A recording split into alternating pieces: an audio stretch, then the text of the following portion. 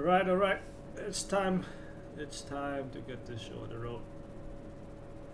We're doing it. You better have the next 5 hours booked up yet. I cleared my schedule. I didn't, so let's hope it doesn't do that. Right. Okay. Okay, this is open list, right? Sure. You can let me send you mine.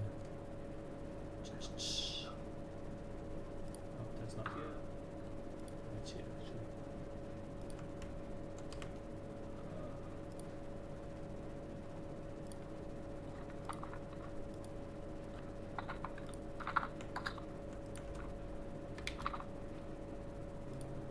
This one.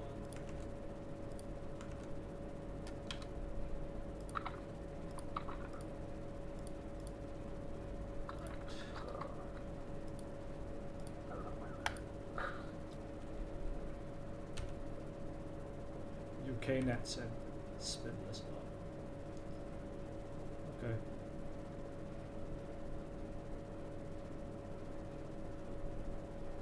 Oh, thank God it has no measured responses in it. I'm not punished for cutting the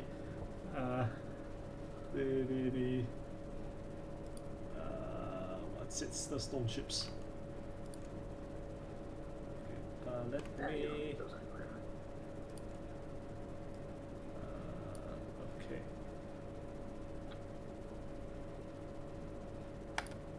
Right. So I guess I'll make the. I guess you're cop, so you make the game. Whenever you're ready. Oh, so click open that list on the thing.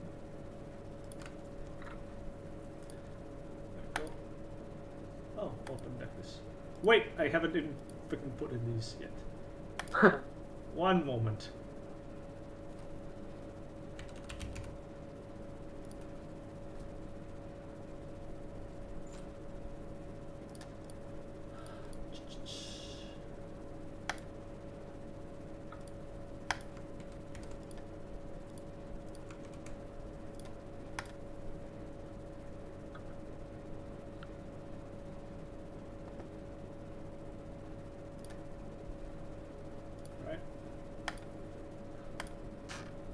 Alright, let's jam. Let's do this thing. GLHF. Oh my.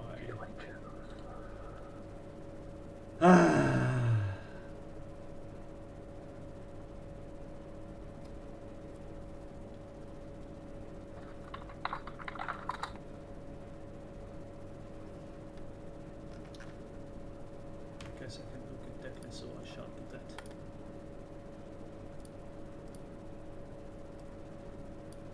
We have 2 math.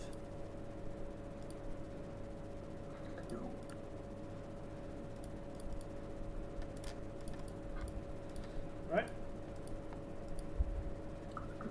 Come at me. Oh no. Please don't.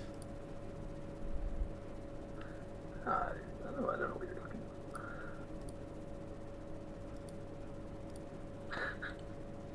Review. The green. Son of a bitch.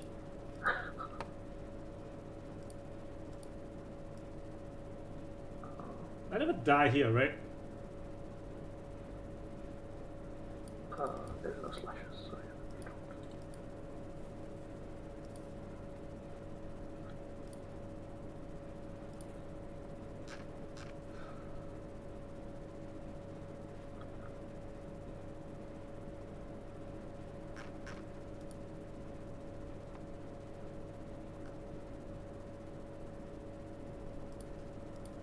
Yeah. Just the good stuff. So, on a completely unrelated note, what do you think about banning CyberSand? You know, if it is to happen.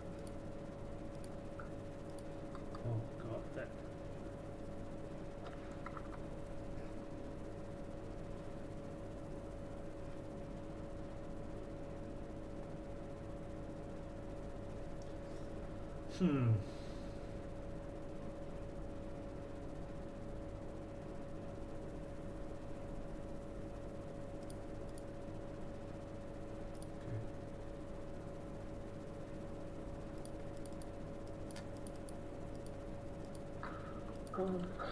This isn't the prettiest thing I've ever done. Show me.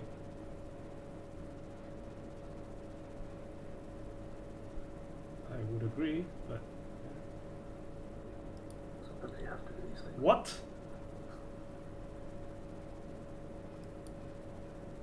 I mean, sure, I guess. What?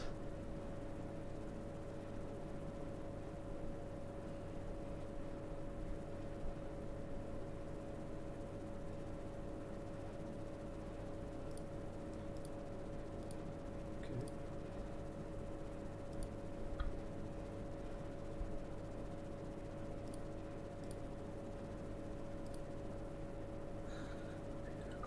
Not respecting fly swatter, I see. Well, not respecting the second fly swatter. Well, it would be the first night since I just stopped.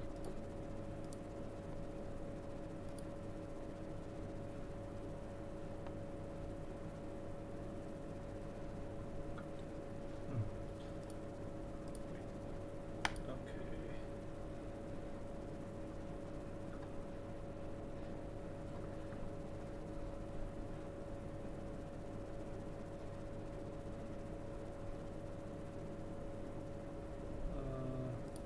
Fine.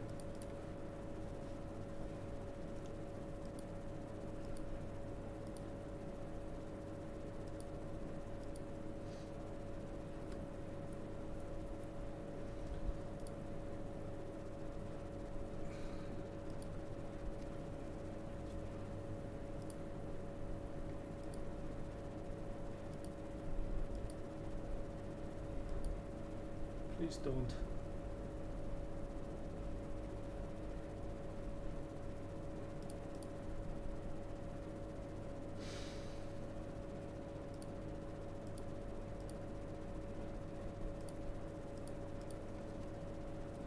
Am I going to have to do math? Math is for suckers.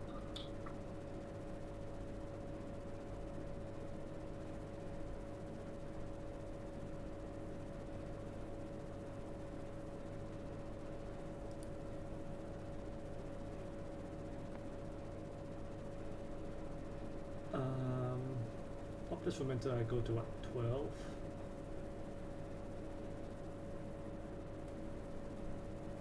One, two, three. 1, 2, 3, 4, 5, 6, 7, 8. Yeah.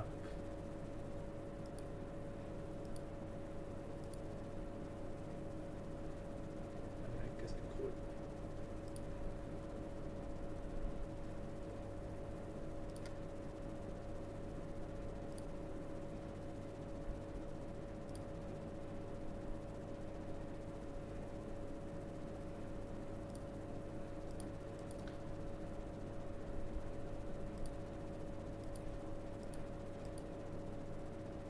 Oh,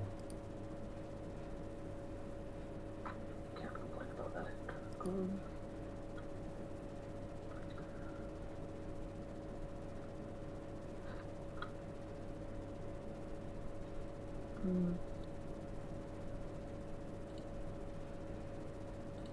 all right.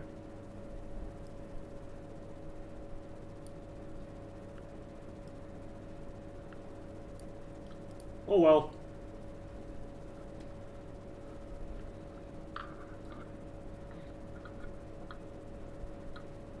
Oh well. I guess I get my flip back.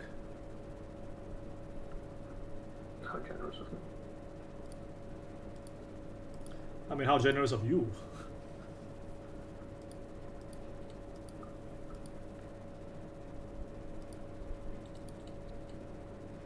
Uh-huh.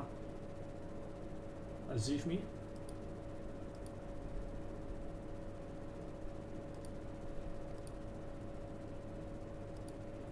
Right.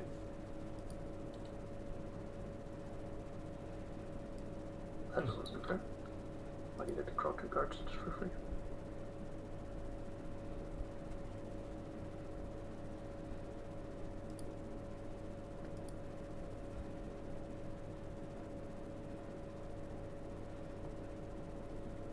half shot R&D.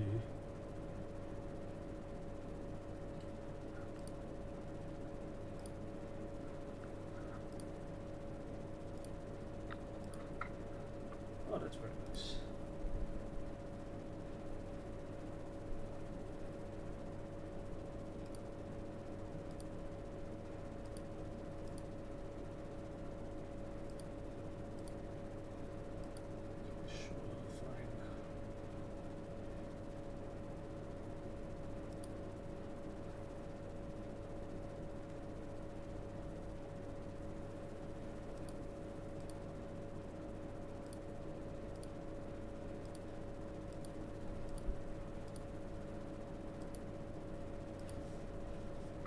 Hell yeah, mine's so incredible.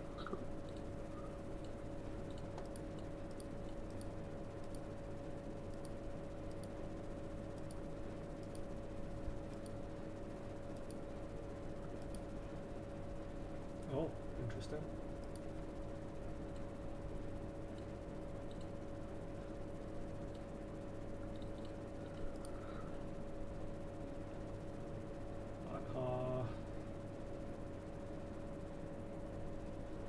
Let's draw first. Okay, whatever. That's probably... What is this ice trash? Hold up.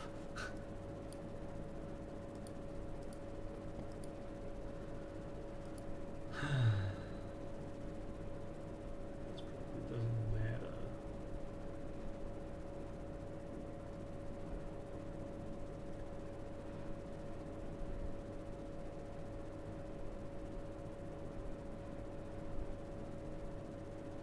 Maybe it matters. So I guess we do this just in case. And then we can start like so.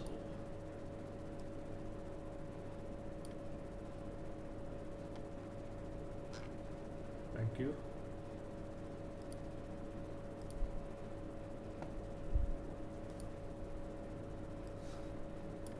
You're not serious. Look, sometimes you gotta do things.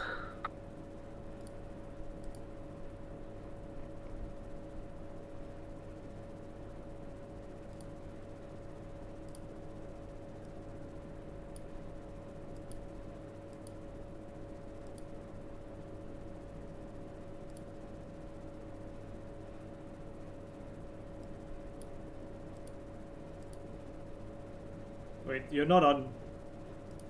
I have to check if you're on Anemone. Well,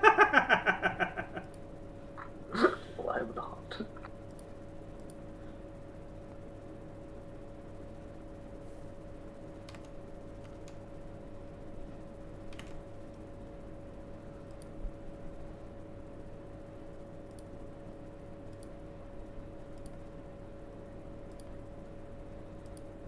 Alright, show me.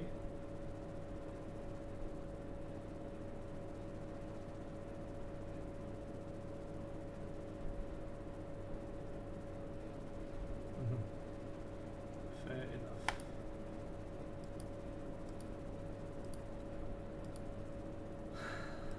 Okay, what are actually the trashables? You have a whole bunch of trashables, right? A whole bunch.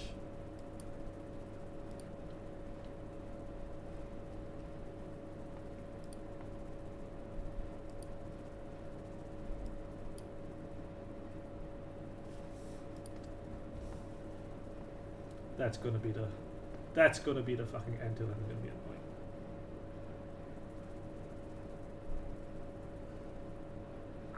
Just give me a couple blocks running through this tide and you can find out.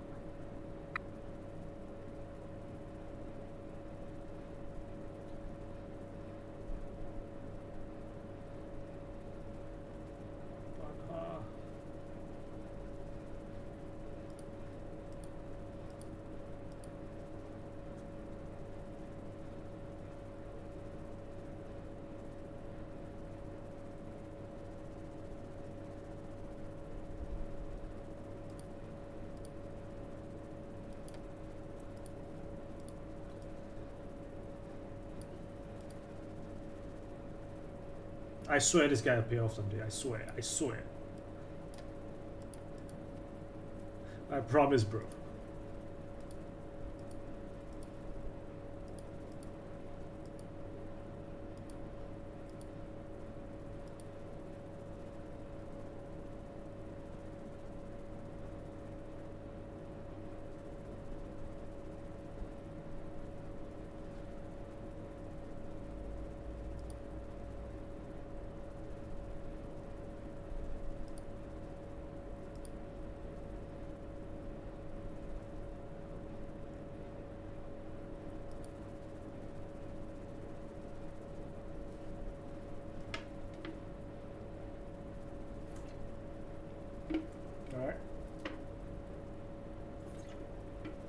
not good.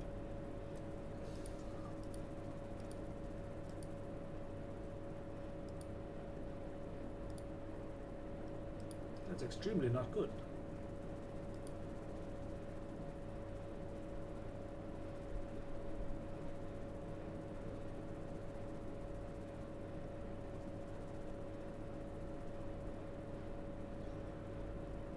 I mean, well, it's probably envelopment.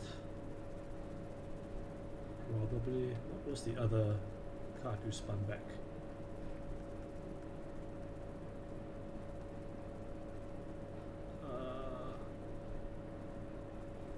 Mitra, yeah, and face down. Okay. This is Sure.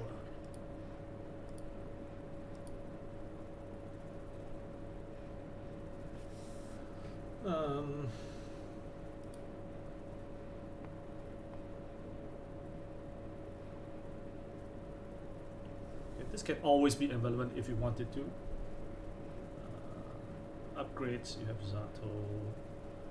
Zato Fly Swatter, annoying.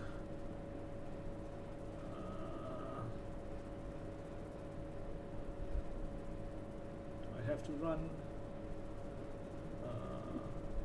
Possibly.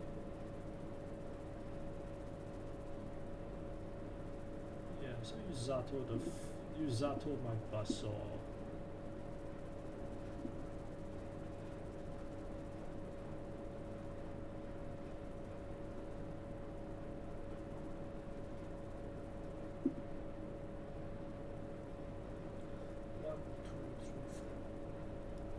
I guess this has to go here, and then go and click one draw.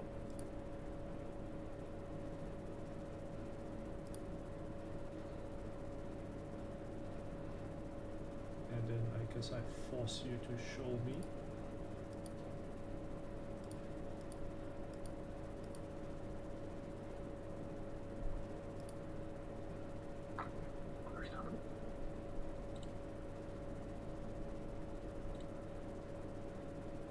Yeah, okay, expected.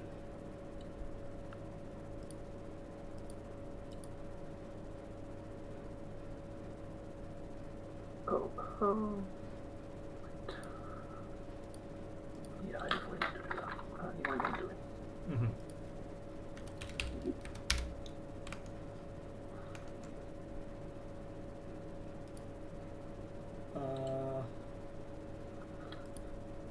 This is just a regular one, right? You click that one. Oh no, it was wheels. Oh, no. Yeah.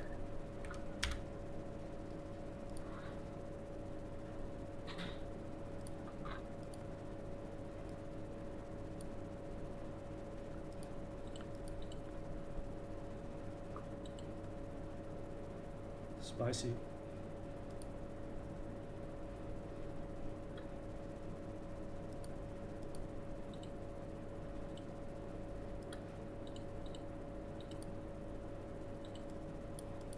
Sure. Staff car pop. No pop trigger. What was the spin? Extract and HR. Okay, very good. Good worst. There's no sense to not check out here.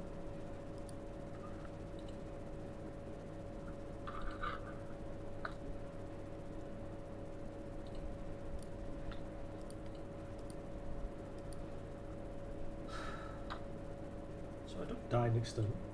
That's good.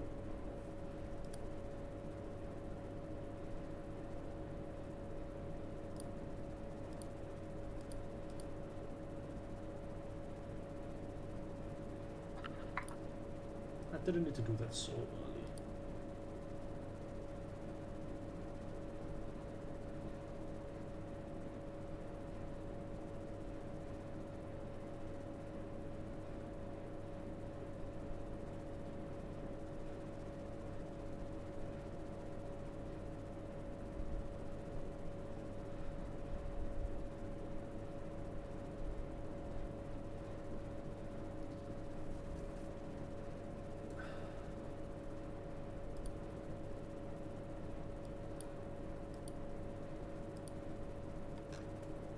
Ha!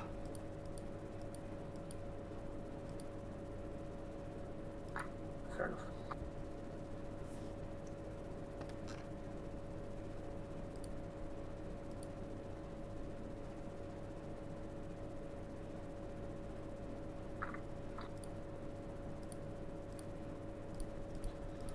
Alright.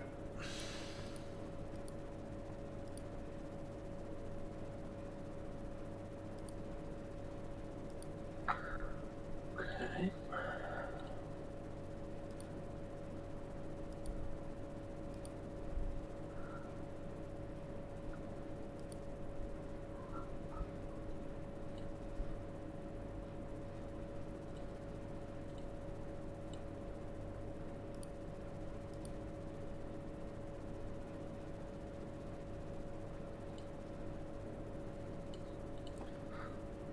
Okay, so there has to be an upgrade.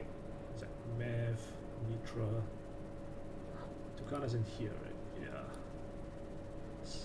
Can't be another Zato. Yakov.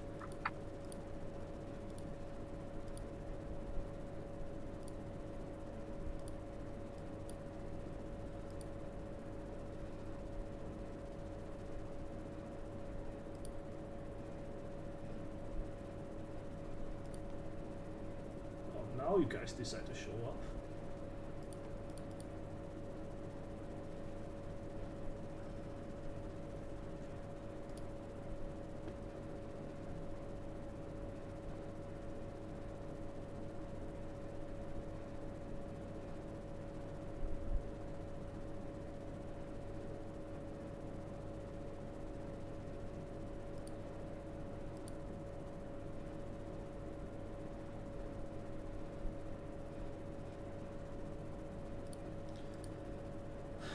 Do I have time for this?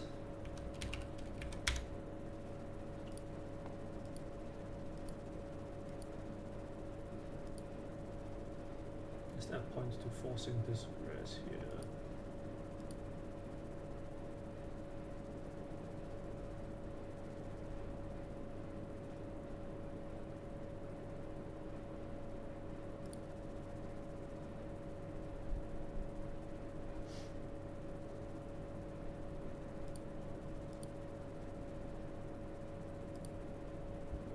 Okay. Spooky. We sending it?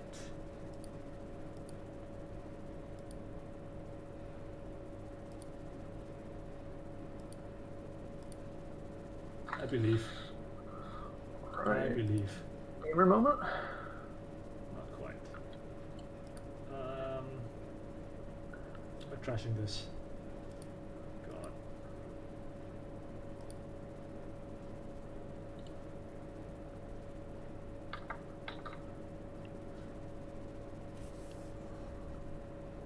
Wait, am I trashing this?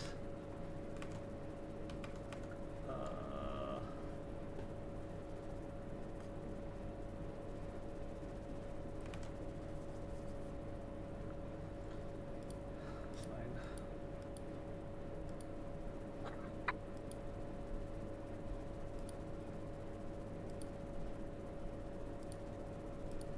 Right. Surely there's no way you win this turn. Surely. Would be impressive to big deal from this amount of money. And with this decades.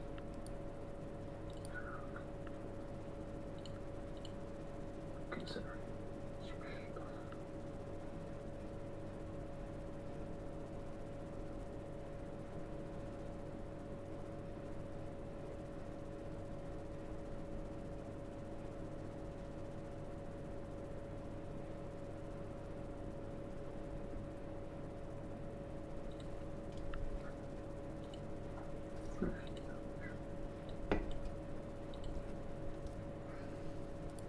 Oh, that's also in my hand.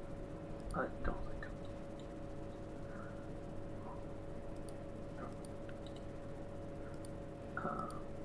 Then I should have 50 my divide.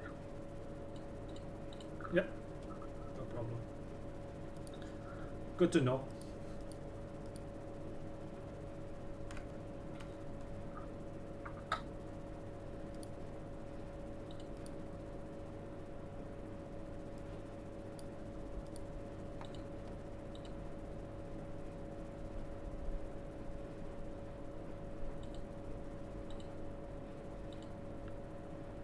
Okay, sir, please stop.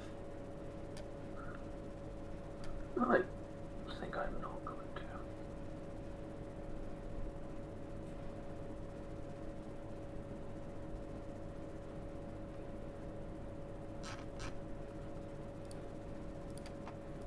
Oh wait, what happened to your final one?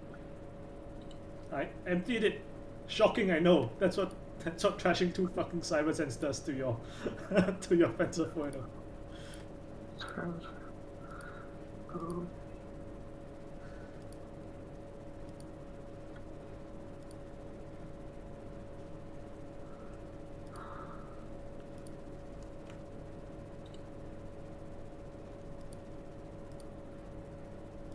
Okay, what have I seen?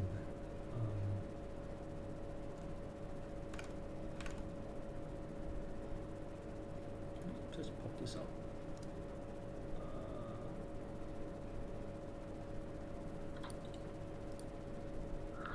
Oh.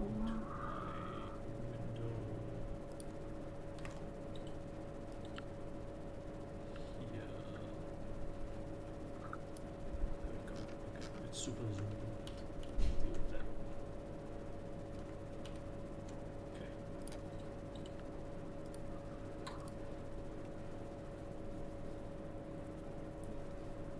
So eyes is fly swatter, fly swatter. Half is annoying.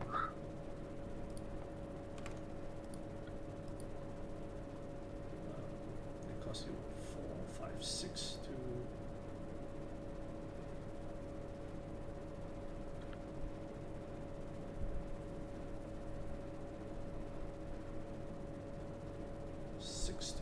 Fast advance. Or just never advance. SDS.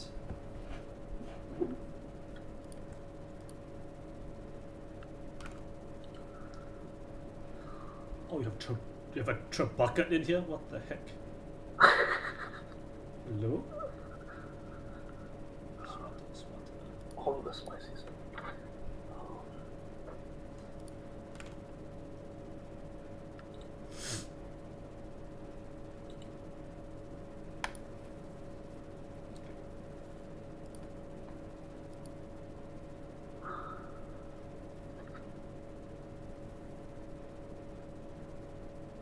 Maybe 2 draws to find something.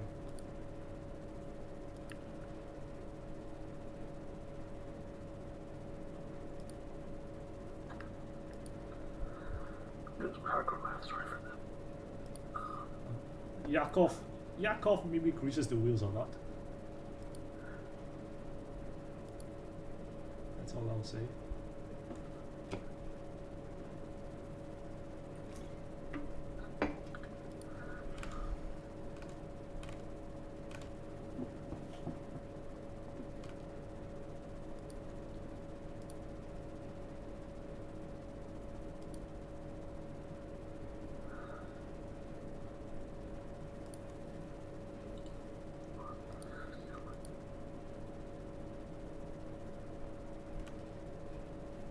Oh, yeah, I guess I have to.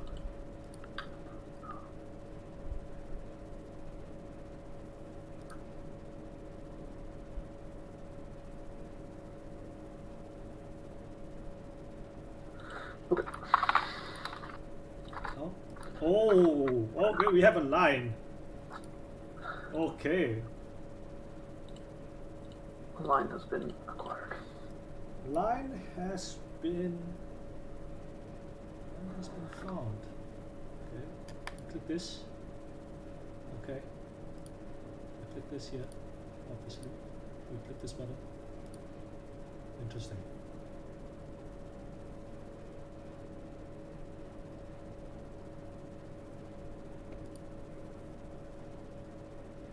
We can do this one more time.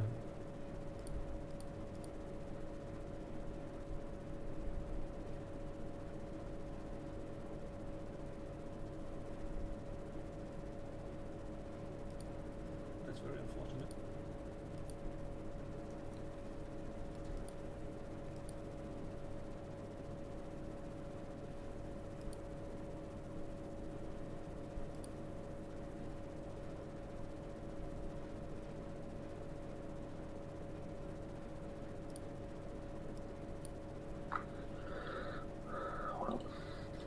see it.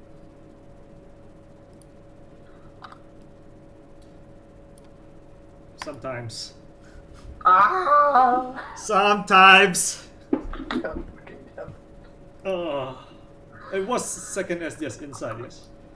Yeah, and this is a really nice. I imagine you have a line. Yeah. I thought you had half rune. I thought you had half rune. I think I had air blades in hand.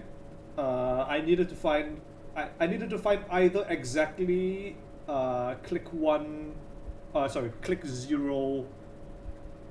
The host draw needed to find Botulus or Bustle. I like 2 outs. Yeah, I was trying to figure out if I put 4 ice on the server, defend it for 2 turns, but there's no way because if you airblades, I just don't have the money to res. Yeah, and they can't. Yeah, and then I have infinite leech, so. This was my out, and then top taking a stairs was your out, so we're even. I mean, yeah, it was the only way. It was the 1 in 17. Yeah, there's I probably should have given up on the HQ ice earlier and moved to Maskarovka now, sure. Just never put HQ ice in HQ. That feels like strategically suspect, but I think it was correct given what I was doing. I think it ended up being correct in this game because I never found, like, I only found Paladin and Mystic like now, right? I have like twinning in my hand since forever, but I can't justify the click to install and like without a guaranteed counter, or because it's exactly Fencer. So I think this game exactly you can put Maskarovka on remote, but I don't know what that does for this line specifically, because I think I think this is like relatively foolproof. Yeah, most of the time. Yeah, Bassa was like 3 cards down. I drew Botulus on my second click, which was 1 click too late. 2 clicks too late, actually. It had to be exactly the host draw. Well, let's close again. Let's see about the flip side. I gotta scan you back for this. Yeah, let's do it. Okay, I need to import this cop as well.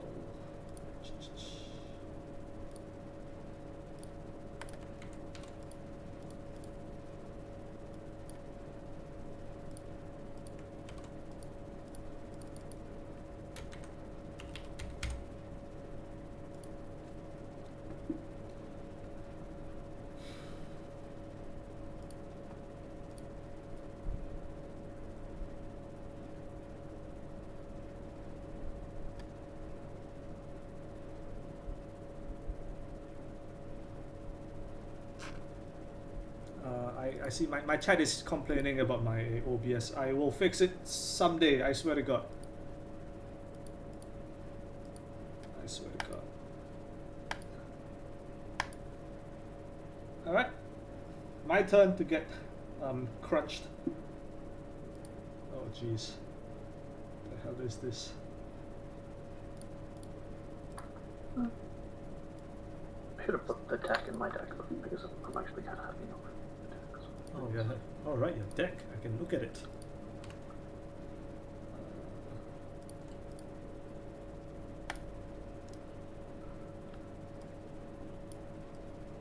You have a game dragon. Okay, bro. Okay.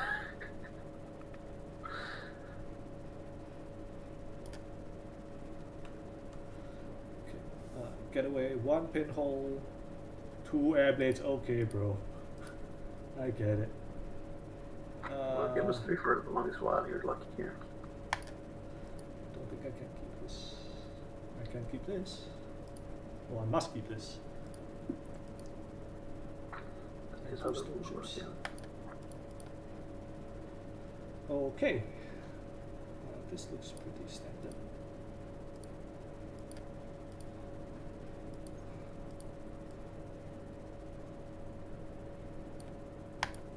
Come at me.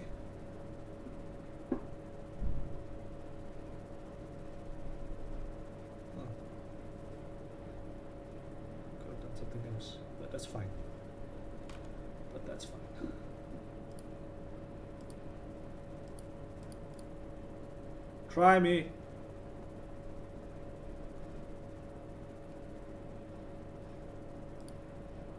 Is it bad?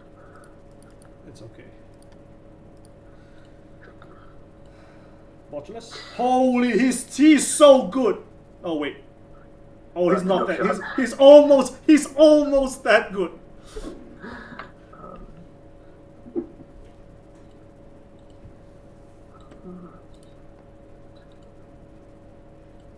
Oh, chat, he's almost that good. Holy shit. Sure, let's fire. Let's install a card.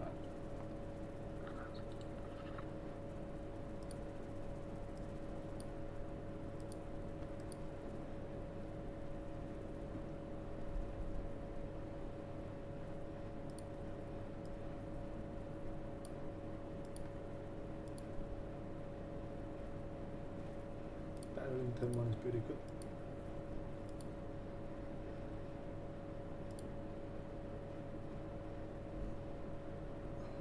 Get this in order.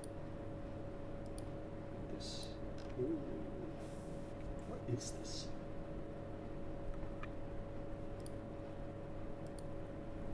I have no reason not to click this now.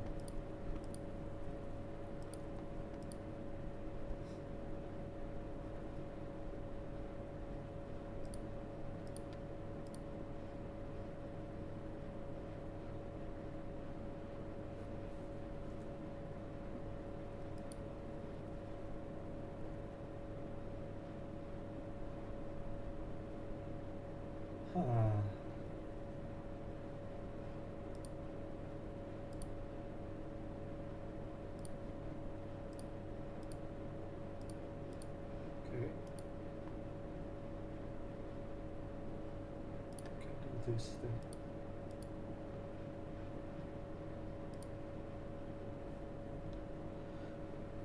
Don't care about HQ a little bit.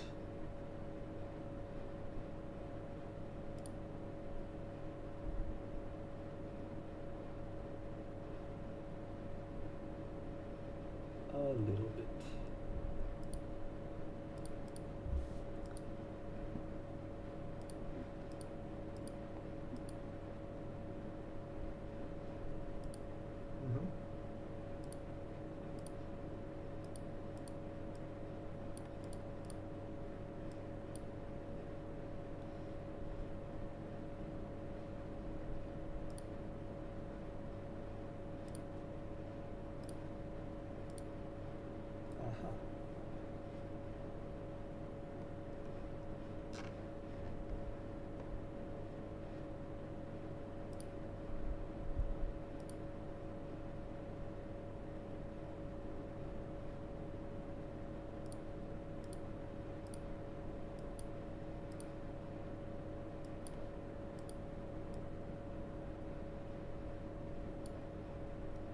Oh, let me click this.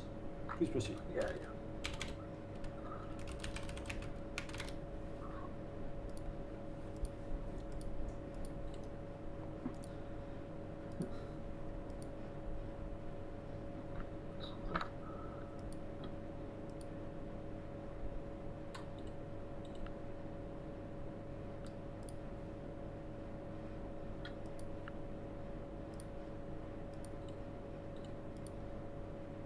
Oh my god!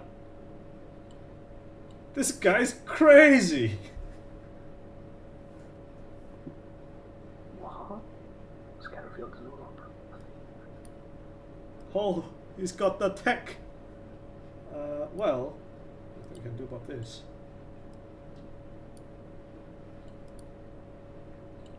This guy's... Chat, this guy's good.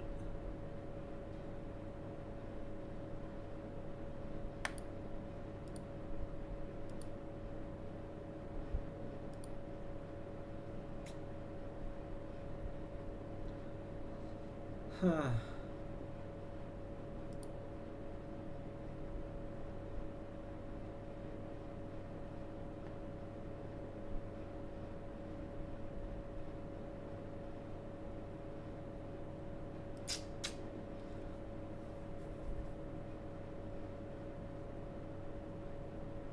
what do we do here? Click this, almost certainly.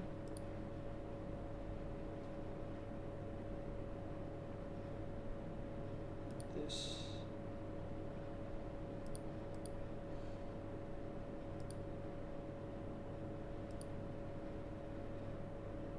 Oh, actually, okay, I guess I can do some math here. I guess I can do some math here.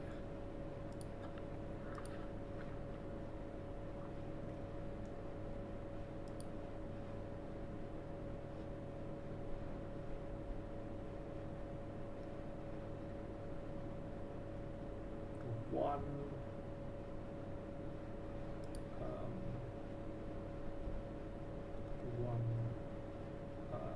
7,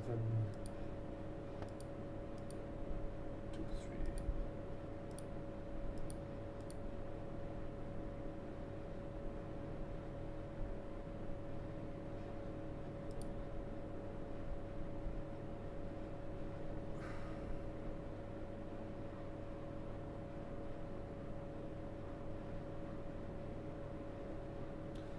One, 2, 3, 4, 5, 6. 1, 2, 3, 4, 5, 6, 7, 8.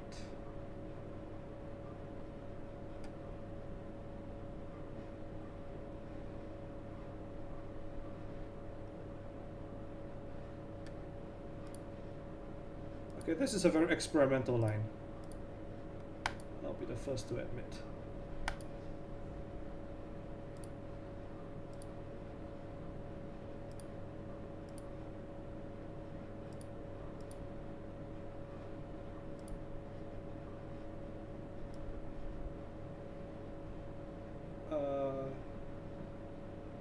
Let me just go. Sure.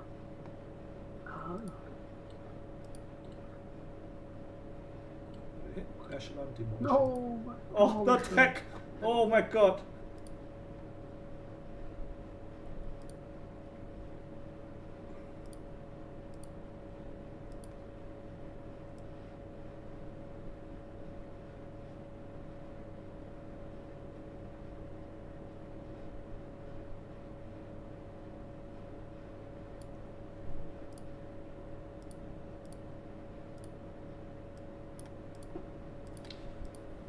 Okay. Fair enough. Oh, actually, now that I think about it, How do you think about okay, proceed. it? Oh, sure.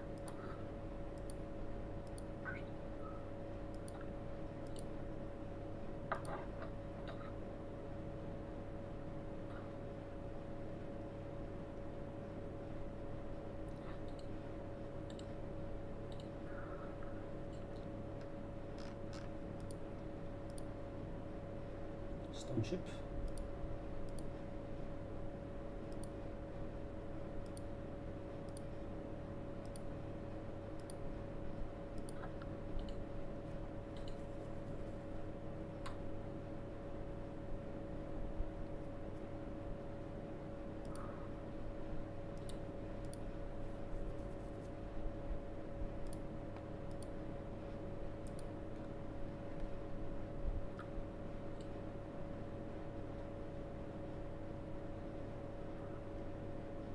For a bit, for sure. You didn't discard anything? I trashed one card of Moonpool, if that's your question.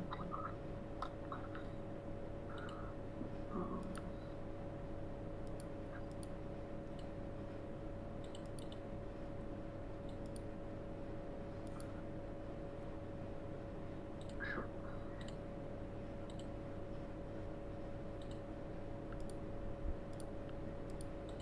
I accept.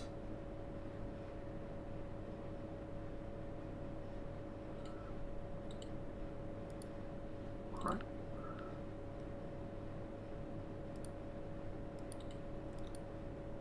Man's not scared of my math. Probably need viruses.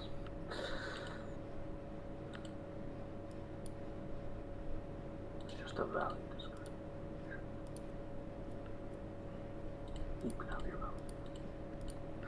Ah, shit.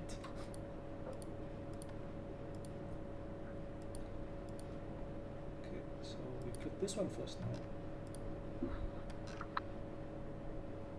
Interesting.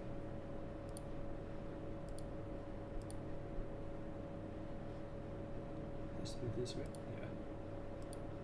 Ah. Okay.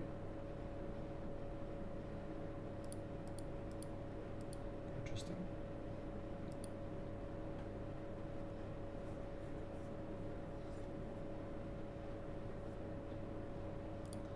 Next time you have some amount of fermenter. Not a big amount of fermenter, mind you.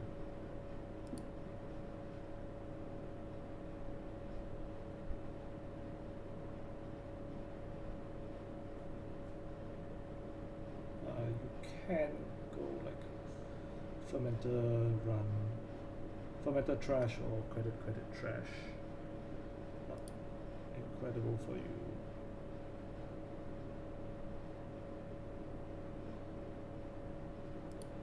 This is probably still okay.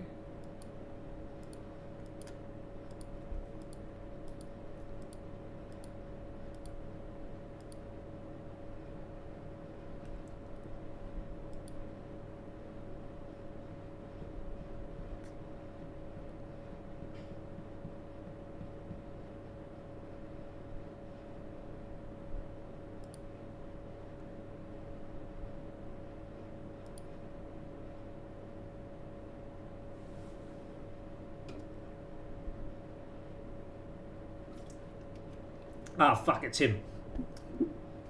Them, whatever. It's the mean man.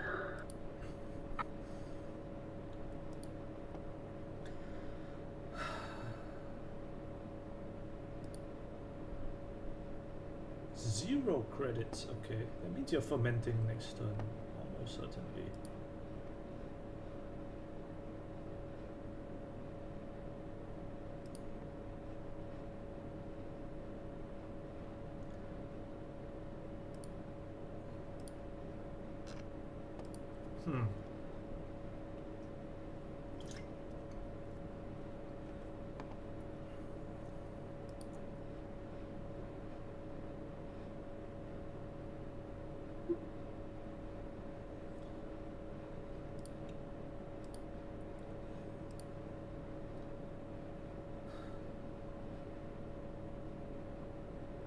It's this one. Okay.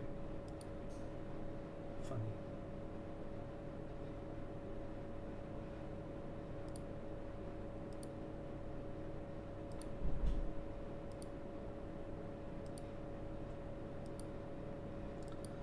I'm possibly taking some evil pleasure in alternating my iced and uniced servers. It's a ritual that no one can comprehend.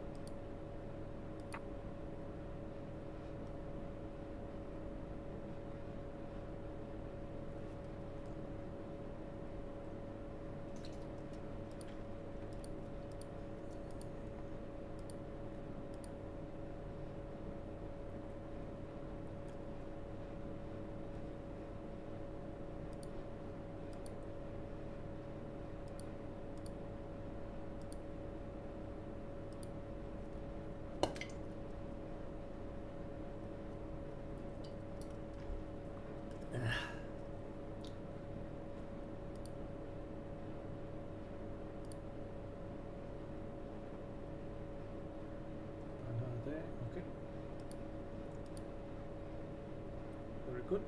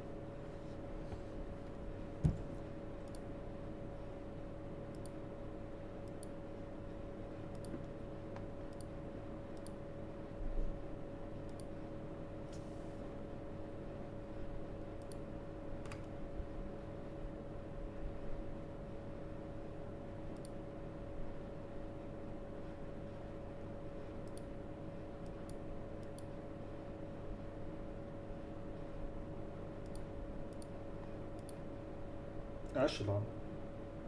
Oh jeez, what the hell is this?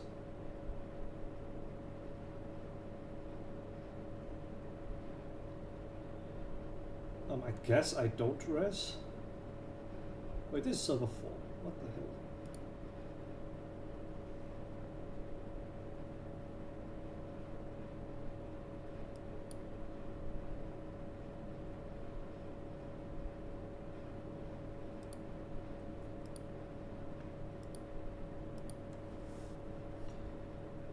Sure, fine.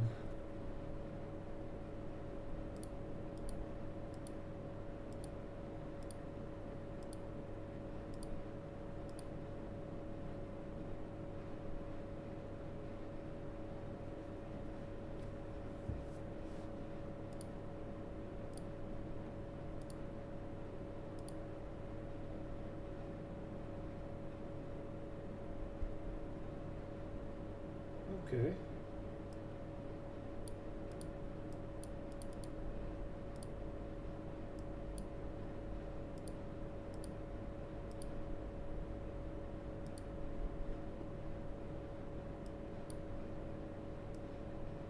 Yeah.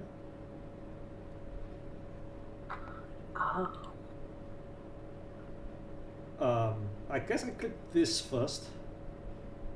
Oh, that's not good. Huh. Oh, GG. GG. It's a good date. What is your plan if I just do the default line and run fat? Click 2.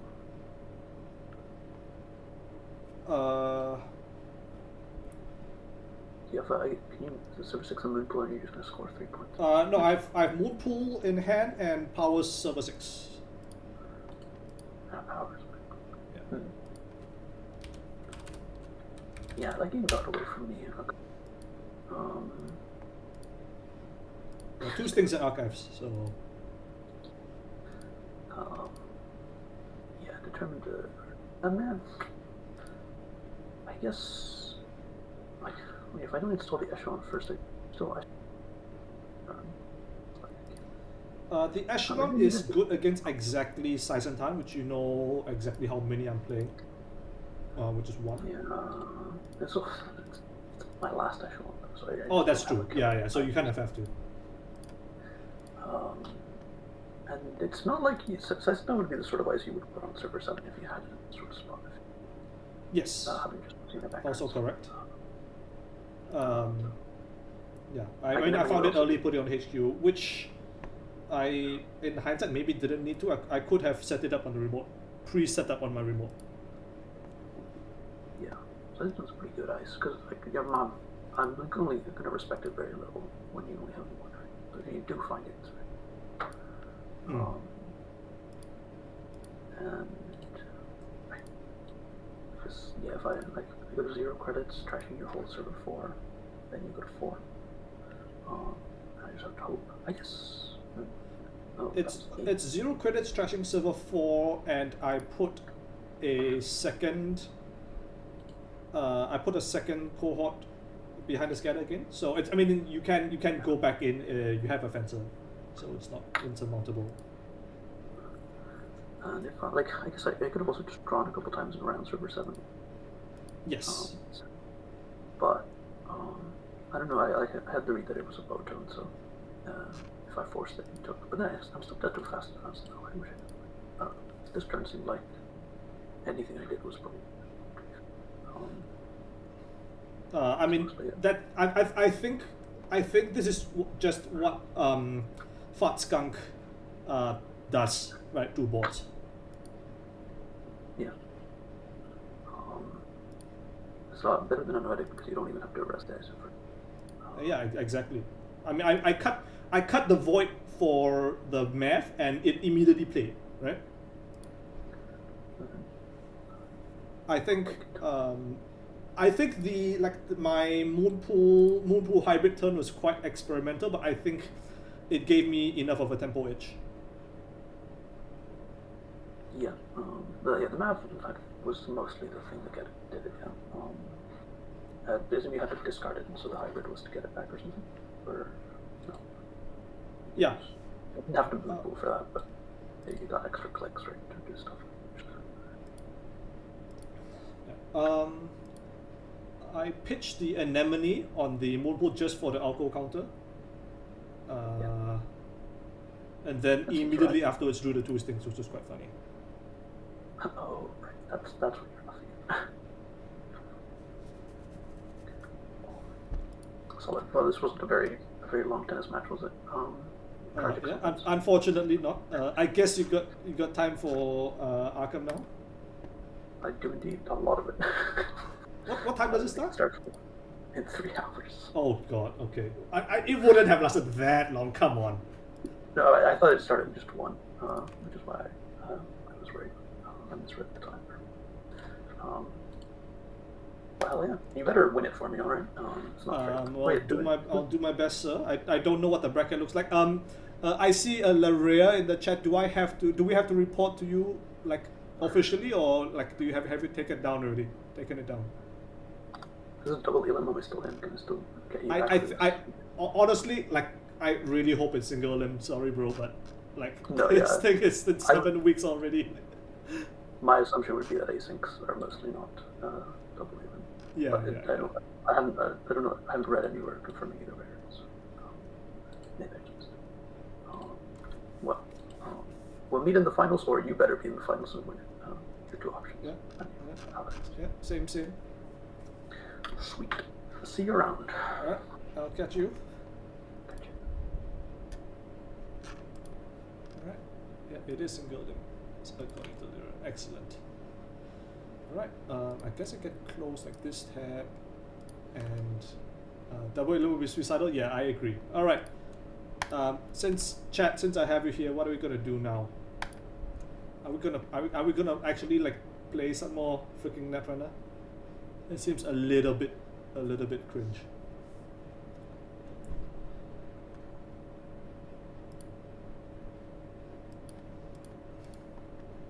Slightly cringe. Let me see.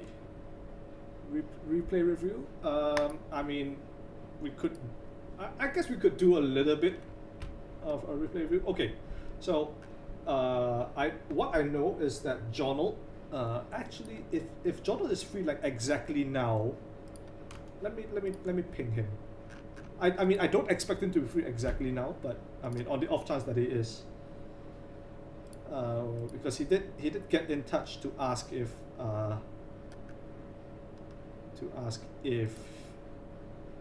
I was available to go over some of his games from his UK Nets run.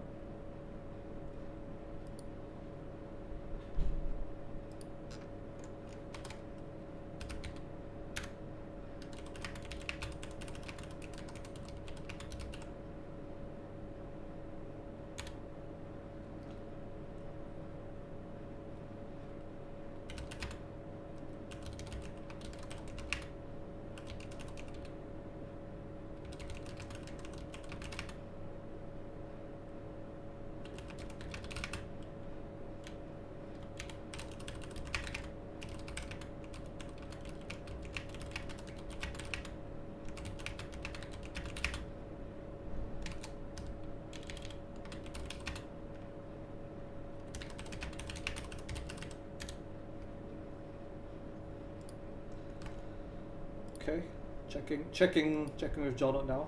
Appreciate the patience in chat.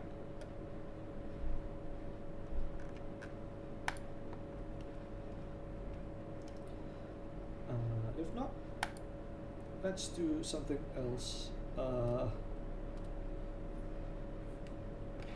Meter says, I fully thought Jai was cooking, all the ice was cold gets into bustle game trigger. No, I honestly, I felt quite in control of the situation the entire time.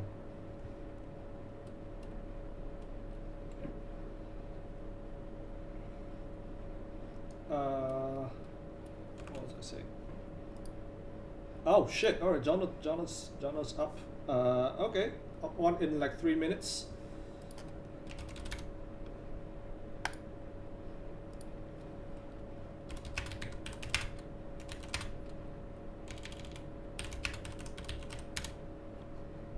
Alright, in the meantime, let's do some contemplate. I should just bookmark this here. Okay, there we go. Gordon Blade, daily puzzle. What do we got? Is my... What happened to my camera? Oh. I just realized I've been without the camera this whole time. That's fine. Okay, what is this? This is a credit card or Sunny. Security Nexus. Security chip. No, it's not security chip. Let's start with security Nexus. Wrong faction. Okay, fine, it's a credit card. Unless it's a neutral card. Shit. God damn it.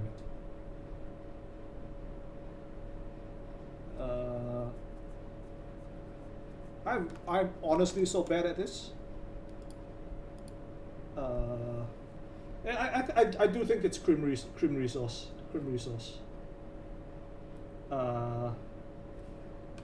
Axel is asking me to check my DMs.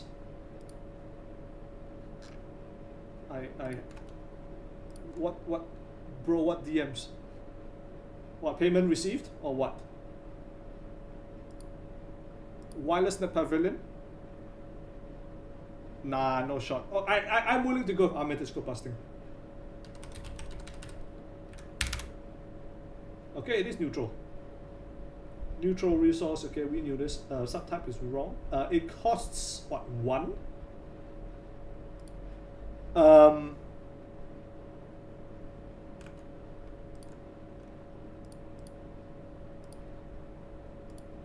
Wait, Axel, what are you talking about? What the fuck DMs am I supposed to be looking at? Like YouTube DMs? Do those exist? What is going on? Oh. I thought I should check that. Access to global sec. Maybe. Actually, maybe. Is that one cost? I guess it is one cost, right? No. Good try though. Okay, it is double wireless. Okay, god damn it. It's okay, yeah. There we go. We should have gotten it in 3, I think. Okay, this is standard. Odore? No, Chastushka. Easy.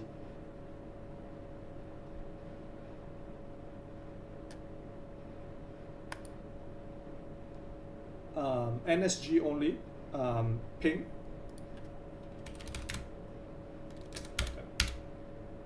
Easy.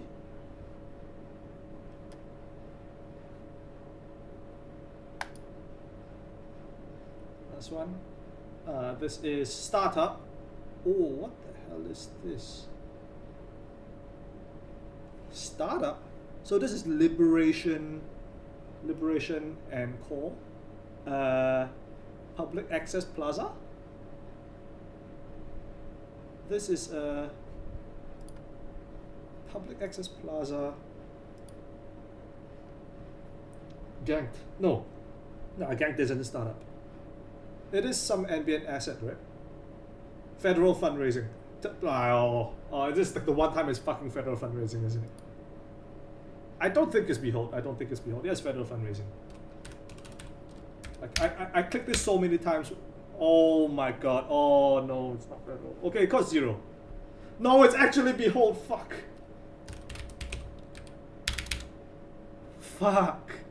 Okay, yeah, it's Behold. No, Behold is startup meeting. What are you talking about? Behold is TAI. Yeah. There was a period of time when I was doing Golden Blade, about maybe 2 months ago, when every like vaguely NBN card I thought was federal fundraising. I never got it right, and I still haven't gotten it right. One day. Right, John, is that you? Hello. You. Oh, what's up? Not much. Congrats on your sweep of Augie. Well, it's all right. The games like, I mean, the first one was honestly pure luck. I just ran R&D for singles. Yeah. Second game got a bit technical, but it was just Fart Skunk kind of carried. Yeah, I caught more of the first one. I was slightly confused that there was a second game for a Top Cup. I'm guessing it was an exhibition match. A little bit. So basically, Augustus and I, and this I guess goes out to chat who might not know what's going on. Augustus and I we mutually agreed to play tennis rules, where it's first player to 2 wins consecutive. Okay. Yeah. Interesting. I wanted to make some like deuces something pun, but I couldn't think of one in time. I mean, that is just a tiebreaker, right? That's what that's called in tennis. A little bit. Yeah. On brand. I appreciate it. All right. So, you wanted to do a bit more of a special replay review, and this one is for your UK Nets cut run. So, this one obviously will be meat-based games instead of JNet replays. So let me pull up my own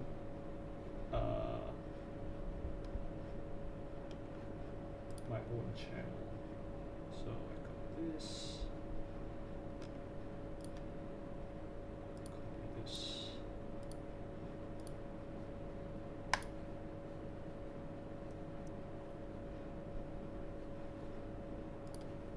And pop this out. Okay. Excellent.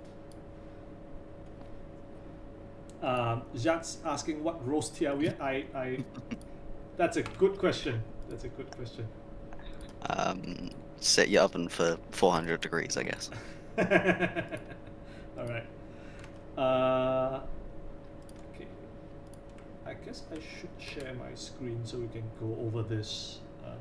Yeah, I was going to ask what the best way to do this was. I think that makes sense.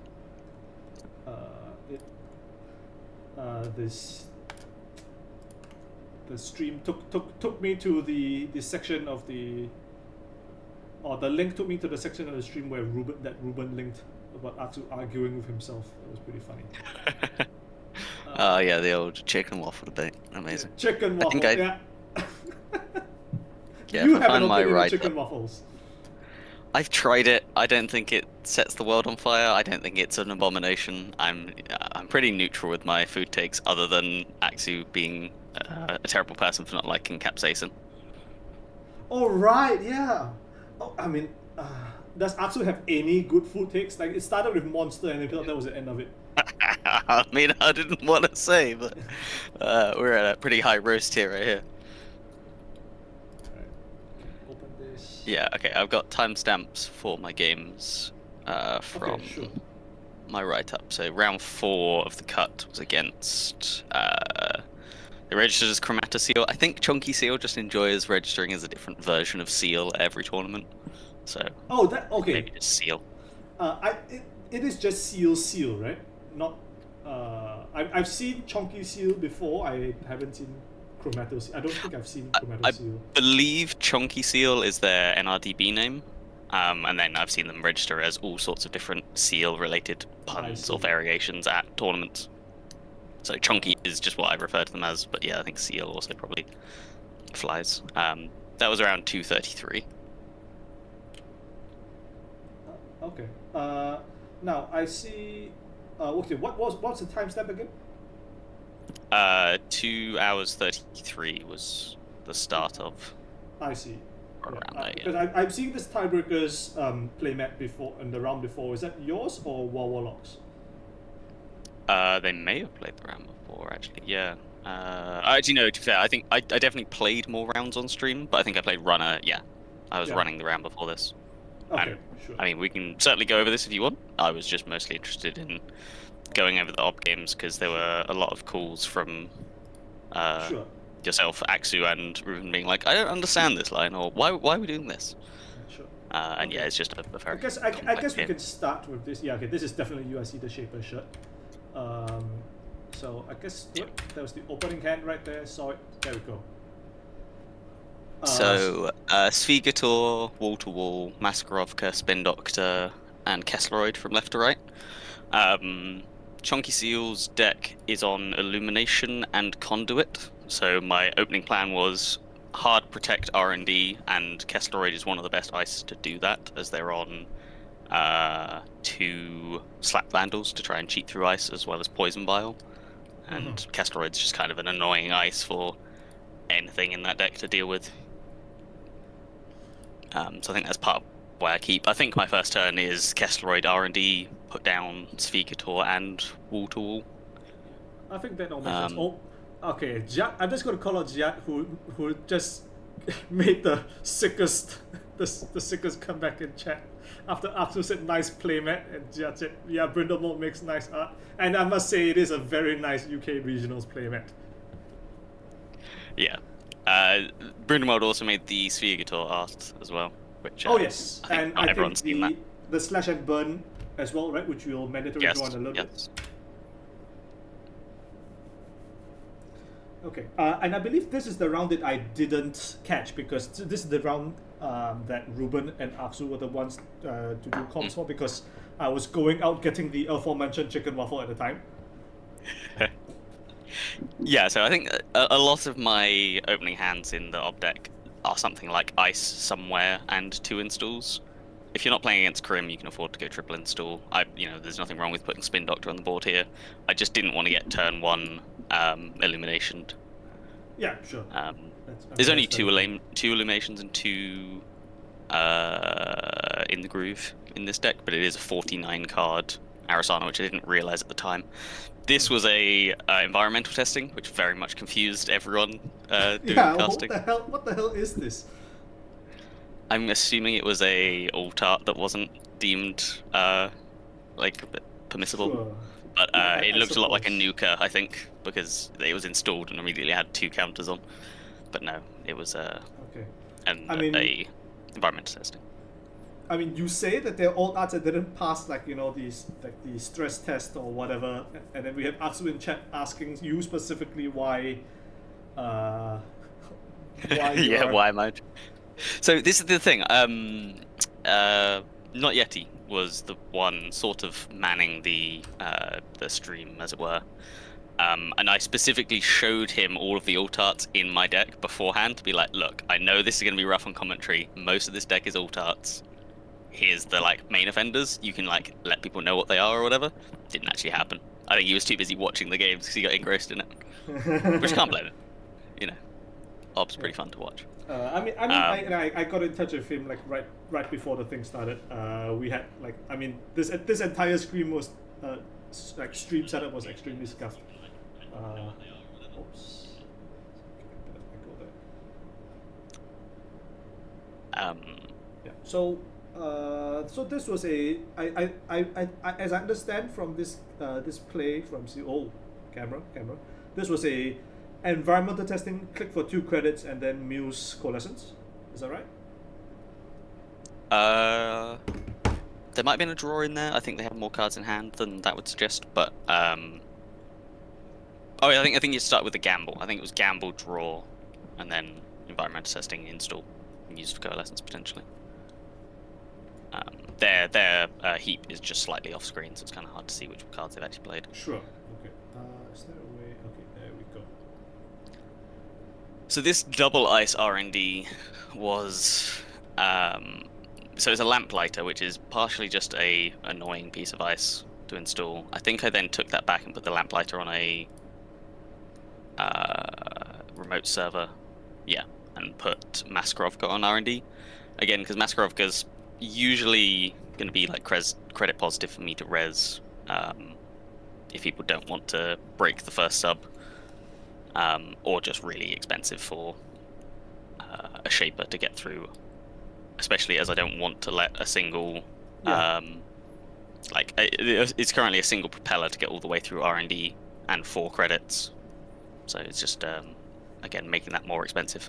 I can't actually remember what's behind the ice in the remote. I didn't see it as it was installed, but I think it's probably just going to be Cybersan Harvester, specifically leaving myself on enough credits that I can res the Kestleroid still. Yeah, and I think I rarely see Cyber Sands with more than 0 credits on them. Right? More than 0? Yeah, I mean, I rarely see Cyber Sands with like any amount of credits on them, but it is like a reasonable amount of a reasonable thing you can do to get a little bit more value out of your Optragus. Yeah, I mean, especially in this deck with it may happen in another game later with Tithe.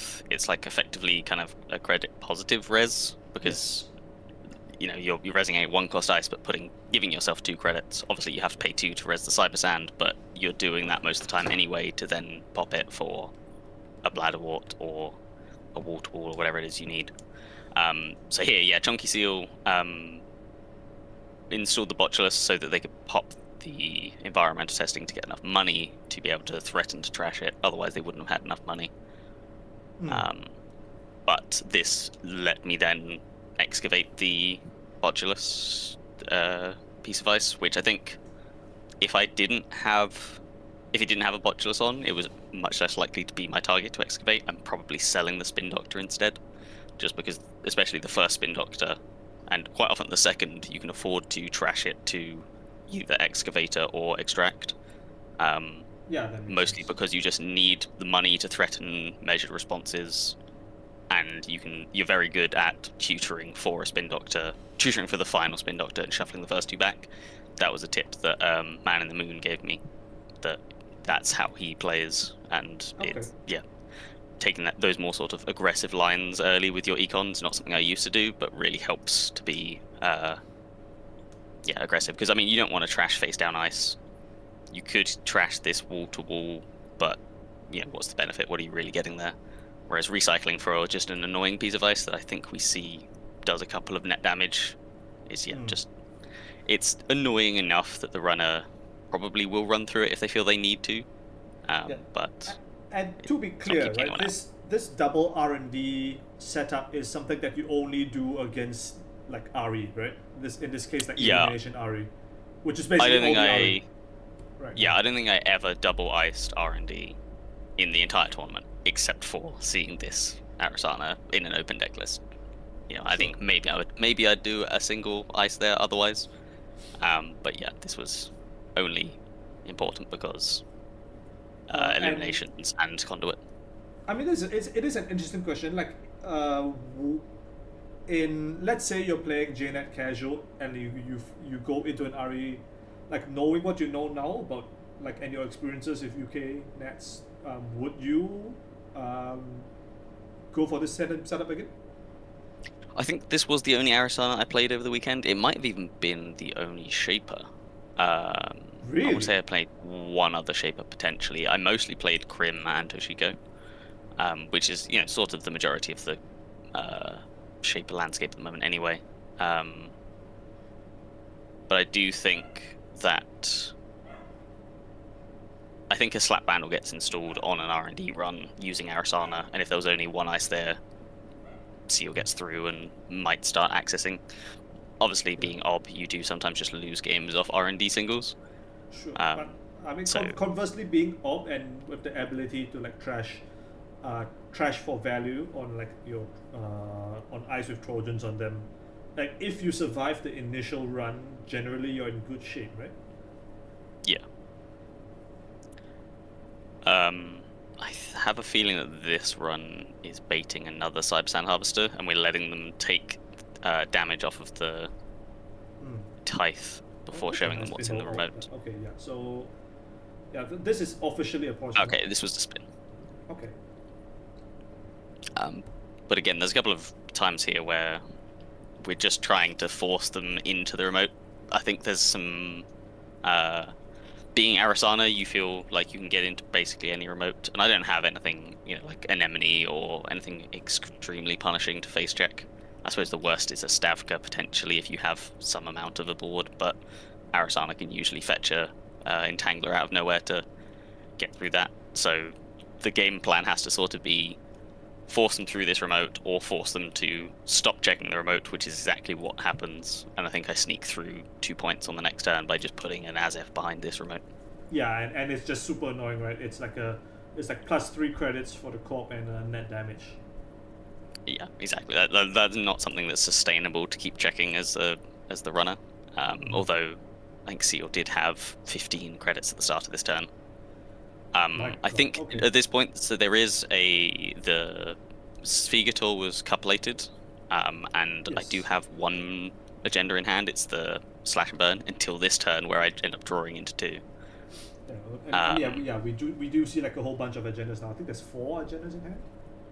Yeah, and I think that's why. Yeah, so I think I'd say about 80 to 90% of the time, if my hand includes as if and slash and burn, and something that I can either trash, either to go and get a spin doctor, obviously, or to go and get a powers that be to reinstall a spin doctor that I sold earlier. That's another common play that I make. If I have a res 2 coster, I will trash that with the as if score to fetch powers that be from the deck. Use powers that be to reinstall a spin doctor. That's very nice actually, and I think most people are fairly aware of the slash Azif fetch spin line out of op, but it's less common to see the slash Azif to fetch a 1 cost powers that be, because it requires like having set up a spin doctor beforehand, right? Yeah, absolutely. That's one of the other surprise benefits of trashing early spin doctors is having one in archives, either for a basalt steal or for a powers that be play. Can sort of get around the fact of your ob. You have some combo pieces that you're going to want to recycle into the deck, and pretty soon your spin doctor, like your 6 uses, as it were, to put cards back into the deck can get really taxed. Sure. Excuse me. Yeah, I think if the Mascarovka was a 2 cost, maybe I would have gone for that play here instead of resing spin, because it's slightly awkward having to res spin with this many cards in hand at the end of the turn. I think I discard 3. I think there is, in places like this, there's always a consideration of, do I leave Basalt in archives, make them run archives so that I pop spin to protect the slash and burn, and then something else, so they steal the Basalt and I pick up, for instance, if they've trashed a measured response, or if I've already used an extract and I need the money. Baiting a Basalt steal is sometimes a useful play, but obviously it is very risky to feed that many points to the runner. If there's other points that they take off singles, it's much safer, quote unquote, if there's 2 ice on R&D like this and not many points in hand. I think I end my turn with the Basalt in hand, expecting an HQ run, so that if they're running, I think they run archives first click, which is the right answer. And I think to stop I put the 3/2s back in the deck. Yeah, but I don't mind too much if they run HQ here, steal the Basalt, and then I can pick up. Yeah, there's a 1 measured response in the bin. I think there's a second one in hand, which is why I'm fine having 1 in the bin, because if I score or steal this Basalt, I have the access to the second one. Okay. And just for some context of the game itself, is this the upper or lower bracket? Lower bracket. I lost first round of the cut because I was lower half against Mallory, who had already played into this deck in Swiss, and I beat them. And they picked the rematch, having a better idea of how the deck played, and also just finding a better mulligan early. And they sort of crushed me with Crim. And I noticed that turn 1, you went for the. I guess we can just scroll back. We have that technology. Yeah, we're around 247. Yeah. So, I should not have done that. There we go. Yeah. So over here, you open with wall-to-wall Spirigo, and so I assume that normally you take the Spirigo draw because that's what's most important in this kind of like horizontal ob lists. I guess my question is like how conservative are you with your wall-to-wall triggers and trying to extract turn-on-turn value out of a wall-to-wall before selling it?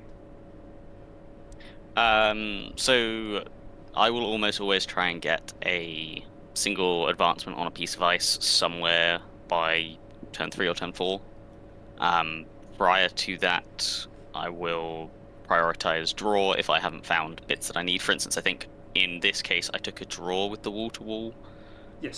So that selling the wall-to-wall... Which is almost always the correct play, right? Because your credits are covered by the speed to go. Usually, yeah. In this case, obviously, a draw from wall-to-wall, selling it to fetch a Spin Doctor, and then mandatory draw is drawing 4. I think I did that because I had Slash and Burn in hand, and I'm hoping to find Azef. Slash and Burn, sell the Sphegator, have the spin to cover it is a fine play this early. But there was, I think in this... No, I think it's the game against OF 15-15, where I am a credit short of a triple measured response play that I have available to me. I have 14 credits. And that's the sort of thing where I've had a wall-to-wall ticking for like 5 turns, and I've used a draw a couple times more than I maybe should have. Maybe I should be taking a credit more often so that I can, foresee plays like that. But yeah, it's... minor decisions like that can go a long way in a deck as complex as this. Yeah, for sure. Okay. So, I mean, like, how often? I guess my question is my actual question. How often do you let the wall-to-wall sit, as opposed to selling it straight away, after like a single draw trigger? If it's the only thing I have to sell, I will sell it. Like, for instance, I'm very unlikely to, if the board is wall-to-wall plus Sphegator, there's a chance that I could just res the wall-to-wall on its own and not sell it and get full value out of the wall-to-wall.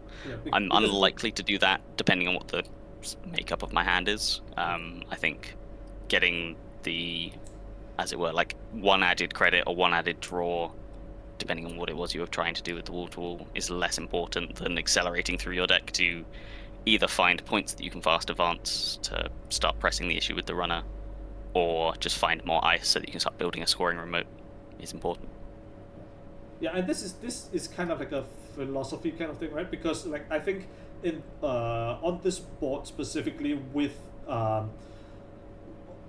like Chunky Seal getting not necessarily a slow setup, because there is like an env testing, but definitely there is some ramp up time before you have like a turn, maybe 2 turns before the testing pops and like they're able to go on your board. So like if like I mean I might have been tempted if I had a second piece of ice in hand to go just res the wall-to-wall, get your triple trigger, and as you say, that would get your first advancement down. And ice the wall-to-wall, and maybe like greed one more turn before getting the Sphegator trash. Yeah, in my experience, runners aren't too preoccupied with trashing wall-to-wall, simply because you've also got excavators, bladderworts, and potentially cyber sand harvesters that they want to go after to stop you getting one of the aforementioned cards at the right time. So I haven't seen runners be too aggressive with trashing wall-to-walls. It's not a bad play, certainly, from their side, but a lot of the nuance with what to trash against Ob comes from what their board state is. For instance, it's usually a very good idea to challenge Spin Doctors, trash them as early as possible so that Slash and Burn plays are riskier. But I'm happy if the runner spends time and 2 credits trashing a Spin Doctor if I have another 1 cost I can sell with an Excavator, or a 1 cost on the board, or a 2 cost on the board that I can then, as if Slash and Burn, turn it into powers that be and put my spin back on the board for free. It's all about the context of, do they have a Sphegator available? Do they have another 1 cost that they can just sell next turn? Yeah. Okay. It can be hard to read. We're right. Yeah, 247. So this was the turn where I push Ape Assault with a Hearts and Minds on the board. And this is because you have the counter, right, from the wall-to-wall like a few turns back on the ice on R&D. Yeah, I'd very much prefer to make this play with a Cyber Sand Harvester on the board that you can turn into, A, it's going to be harder to trash if the runner runs it. B, you can trash it at instant speed to effectively waste a click. This is just a raw install of the Hearts and Minds because I drew it, and because at this point, the runner's been sort of conditioned to leave this remote alone. They ran through it once when it was a Cybertan Harvester, I think. They ran through it again when it was a Spin Doctor. It's, I've already scored one as if with Slash and Burn. It doesn't look too much like I'm flooded with points because I'm not icing HQ. There's a run and a res of the Sphegator here, which is key. If they run the other card and it's a Heart to Mines, I'm in a slightly worse position. But it slips through. So this one slips through. Is there ever a problem here if considering that the runner's on 0 points and the Basalt still is not going to result in measured response threat? Yeah, that's what I was leading to. That it's a very risky place to push the Basalt because, as you say, it doesn't put them on 4 points. I'm not on 4 points. I can pick up the measured response that's in Archives, but I can't immediately do anything threatening with it. I do already have an Extract in hand, so I don't need to pick up Econ. But yeah, I think it certainly puts the runner in an awkward position of, there's for sure one measured in hand, but it doesn't necessarily... Yeah, they're not immediately in danger of taking any damage. It was for sure a risky play, but I think it becomes a much safer play once you've conditioned the runner a little bit to this isn't a scoring remote. They know that they can get in. I know that they can get in, but they're giving me 3 credits and they're taking a damage every time they do. Why would he push a Assault here? Why would he push a 3-pointer? Yeah, that makes sense. I guess the main drawback of this play is you go down to 2 credits. I'm not sure what exactly R&D was on this play. We at least Kessleroid Innermost. That was the thing that made me feel safer. Yeah, Kessleroid Innermost, as well as having an Extract in hand, means that if I don't have to res any ice, I can click for a credit and extract either the Tithe or the Hearts and Minds. If I do have to res a piece of R&D ice, it's definitely worse for me. Because going down to 3 and clicking for 3 credits isn't exactly a great turn. Yeah, for sure. But I mean, that being said, of course, yeah. I mean, in theory, Illumination here is kind of backbreaking, right? Because it kind of forces the Kessleroid res. Yeah. I don't like using Basalt if it's not for either an Extract that puts you in range to force a measure response, or picking up an agenda that you can then use to fast advance or something. There's a chance that I could do it to get a Sphegator out of the bin. I have a feeling that I just top deck another Sphegator here, but we'll see exactly what happens. Because I remember a run going through this remote for something innocuous. Here, Chonky decides to trash the Cybersan Harvester, and I think I tell them that's actually a good play. It is 4 credits, that is expensive. They are still sitting on 9 after the trash, so they aren't in threat of immediately dying to measured response. Sure. But it's not really a card you want me to have so that I can fetch a Bladderwort and put it in this remote. This is on this stage. Yes, that's a Nuka. Okay. So they end on, I think, 4 in hand and 9 credits, which, when I'm only on 2, it's impossible for me to hit them with double measured. Yeah, of course. So these Basalt counters. I mean, I assume that your first instinct is to try and fast advance up with the game at this particular stage, rather than get a measure response kill.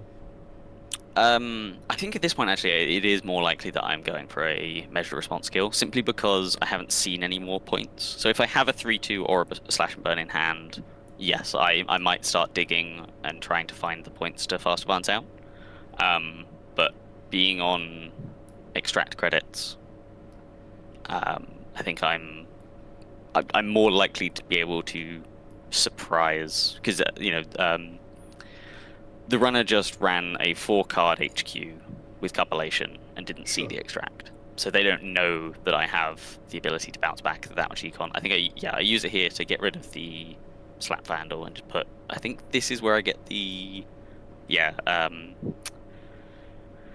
Managarm for R&D. Again, just making it even less likely. Yeah, like I'm not at this point worried about pushing in the remote because, as you say, I can try and slash and burn at some point if I have the opportunity. I can fast advance the final points. But the way that I lose this game is by losing points on R&D because I don't have anything in hand. And I need to find a way to draw them if I'm ever going to fast advance them. So protecting R&D even harder seemed to make the most sense here. How did Skunk feel for you like over the weekend? I really, really liked it. There were a few times where, like, for instance, a Crim would play Transferred Wealth on me with 2 clicks and about 5 credits remaining, and I pop them a virus, turn it into a skunk, and then they go, oh, if I accept this run, I'm either, like, penniless or, more likely, I'm going to end my turn tagged, and no one wants to do that against a kill deck. It was also just, it's in cases like this, it's a very it's another good way of taxing either the money that the runner needs to survive measure response, or to tax the click so that they can't check all of the stuff you're putting on the table. Because if you're putting something in a Managarm remote and 2 other things on the table, it's very unlikely they're going to spend their turn checking everything. I do know that Cold Lava's version obviously had a Hollow Man in that place. I never really felt like I had the econ to score anything with Hollow Man, even with being aggressive with things like selling Spin Doctor to Excavator and Extract. So Skunkworks was perfect for the way I played the deck. But I can definitely see the power of Hollow Man, and that's what Ollie played in his similar deck that made Top Cut. Okay. Man, the Slap Vandals really do not line up well into Maskarovka, huh? No, exactly. They don't line up well into the Maskarovka. They don't line up well into the Kessleroid.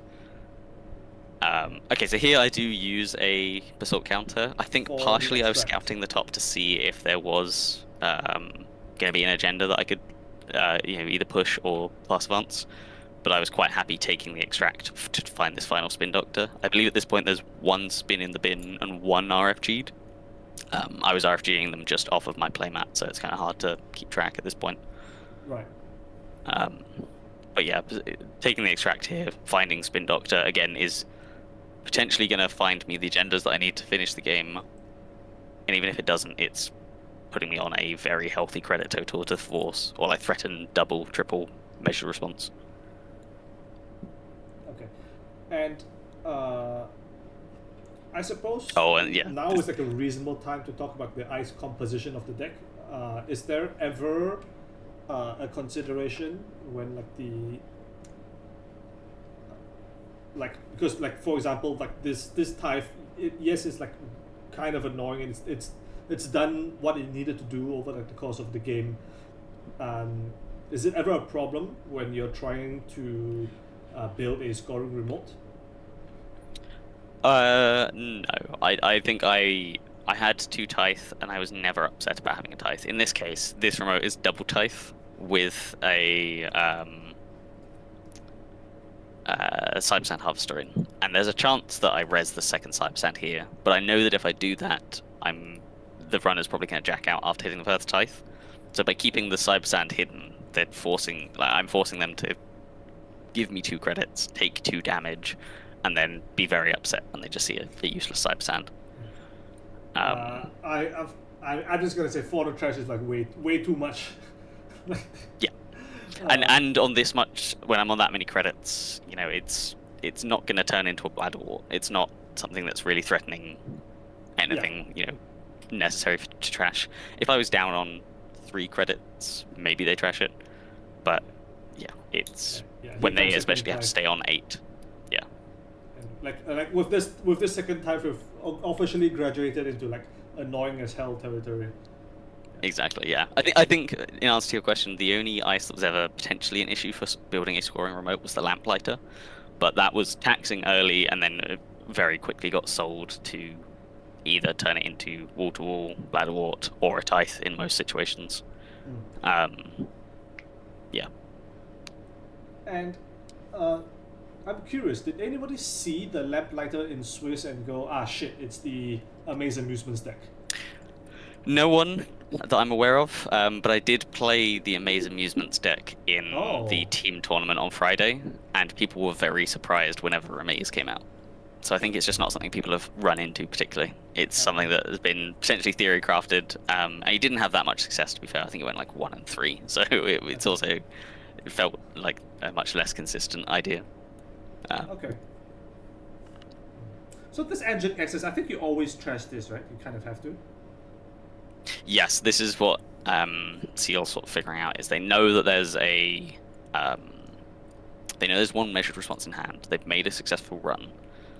They're pretty sure that 8 credits isn't going to save them. They would need at least, because I have 13 credits and a basalt counter, I can measured. Yeah. Measured, and measured. Yeah. So even like 5 cards in hand and 8 credits doesn't save them. Oh no, 5 cards in hand, 8 credits just saves them. Yeah, but they have 4 in hand, which I think is what they do with their last click, is taking money to survive on 8.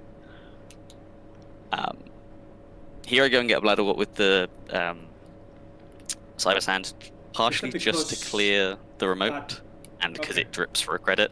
Like, spending 2 to get it out of the remote is slightly annoying for my economy, but I'm thinning the deck here, looking for agendas. I am making sure that I have a little bit of drip econ if the game's going to go much longer. But I think I draw into a single 3-2. There's no value in this other than the. I mean, there's some marginal deck thinning value, but other than that, it's just the credit drip, right? Because you don't expect to dip to Bladderwort range for the rest of the game. Exactly, yeah, and I think I've gone through 2 wall-to-walls. So I had 2 wall-to-walls in the list, I had 2 tithes, so I've gone through any other 1-cost targets.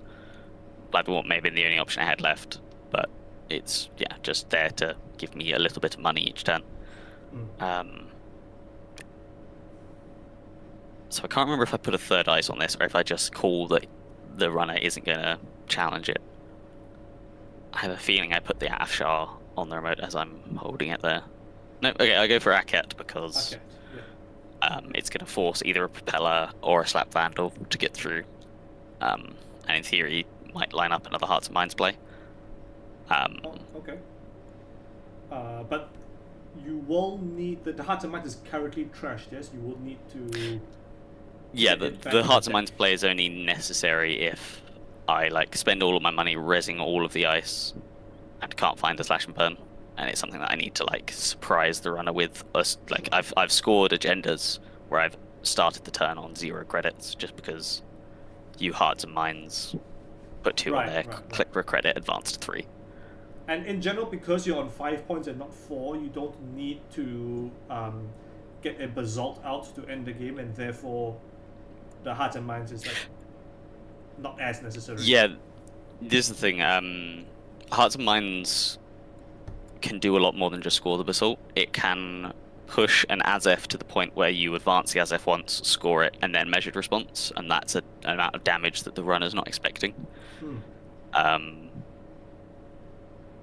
I think I've even done lines that are score Azef, ping with Angelique, and then play measured response.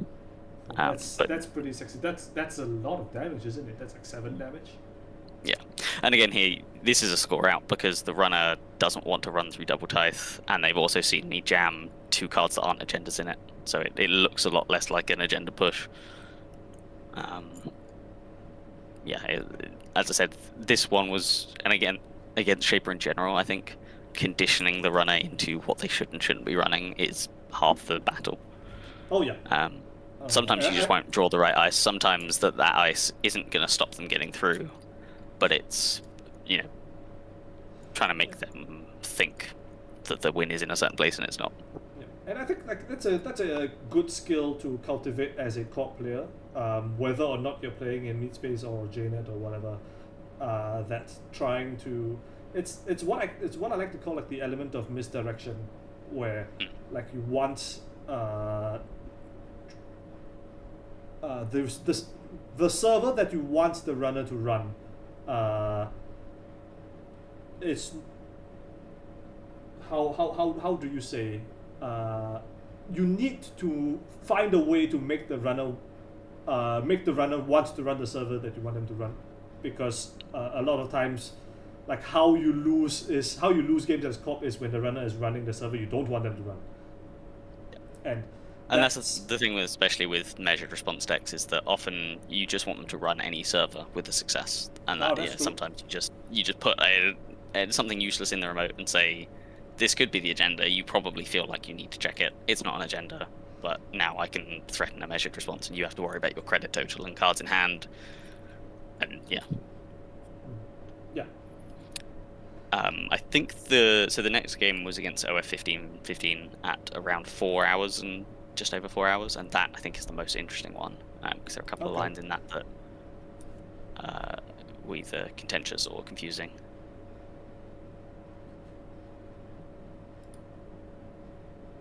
I will note that there was no lunch break during this cut. So from losing the first round, having to play all the way to grand finals, there was only these like 5-minute, waiting for the timer to end on the round, like comfort breaks that you got.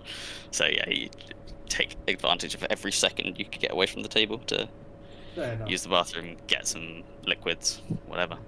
Oh, I remember getting very excited here. Oh no. Oh, I think this is a preview of ban list, guys. Banish.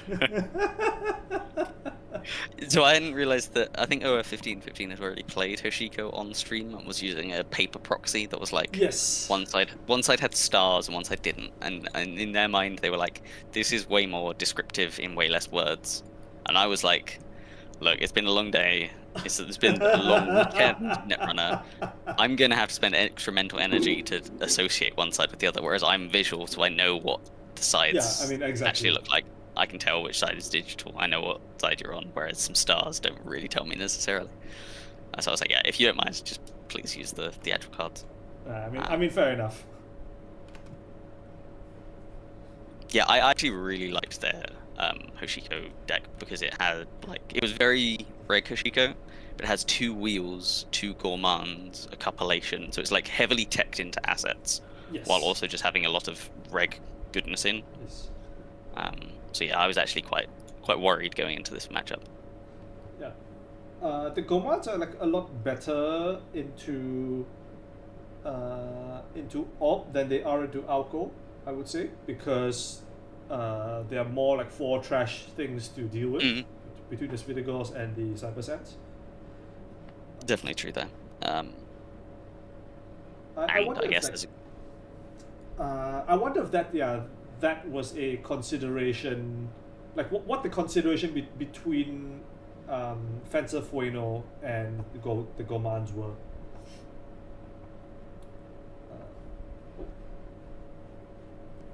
Yeah, I suppose that's interesting. I think the gourmands, as you said, they hit Ob harder. They also just hit decks like regular decks. For instance, if you can hit the Seamless against PD, it's hit the Extract against. It's a lot better against Nebula, both the kill and the fast advance versions. So that's something. Yeah, that's a good point.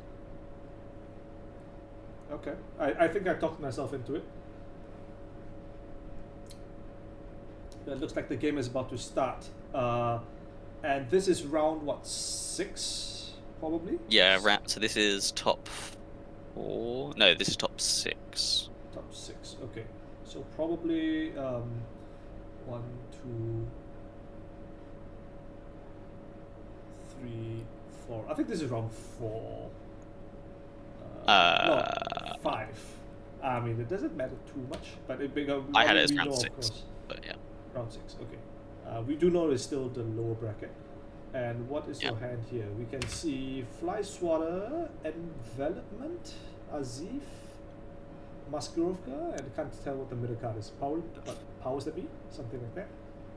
Yeah, the one in the middle is the one I can't tell. I'm thinking it might be a Cybersand Harvester, but it looks like a 1 in the corner. So my read is like it's a powers that be. If it's a wall to wall, this is a keep, right? I think yes. I think it's not something that I feel can actually do something on the table, so I'm pretty sure I mulligan this. Yeah, this looks like a mulligan to me. It might even be an extract. No, it's a powers that be. Yeah, it's a side stand. Oh, it is powers that be. Yeah, this is definitely a mulligan because 3 ice, nothing you really want to jam against Hoshiko is just too slow. This leads into an interesting conversation where OF 1515 doesn't cut, but they actually mentioned to me that they're technically cutting 0, and therefore I shouldn't cut the deck when they pass it back to me. I do here, and then that leads into the conversation of like, if you were stacking like a bad card on top of deck and hoping that your opponent shuffles it away, like, you know, that's bad. And I was like, oh well, you know, I'm happy to shuffle this hand back in if you want. They're like, no, it's fine. It's just, you know, their philosophy on it. I think I've done it a few times before, as well. Like I offer my normally I do my own cut before I offer my opponent after my shuffle. Right. And like sometimes I forget to do it before offering the shuffle, and sometimes they don't. Need to do it, and then I'm like, wait, hold on, I forgot something. I do my cut, and it's like, I've randomized the deck again. Are you satisfied again? Yeah, which is what I should have done in fairness. And yeah, but it's just very interesting that it's not something I'd ever thought about. But yeah. Okay. So I assume you're waiting for the actual round time to start at this point. Yes. Okay. And there's a little timer just off screen, which is what you see me there, like pushing a button to. Okay, yeah, so it appears what briefly. do we have here? See, Bladderwort, Skunk, Afshar, Musky. Okay, go back a little bit.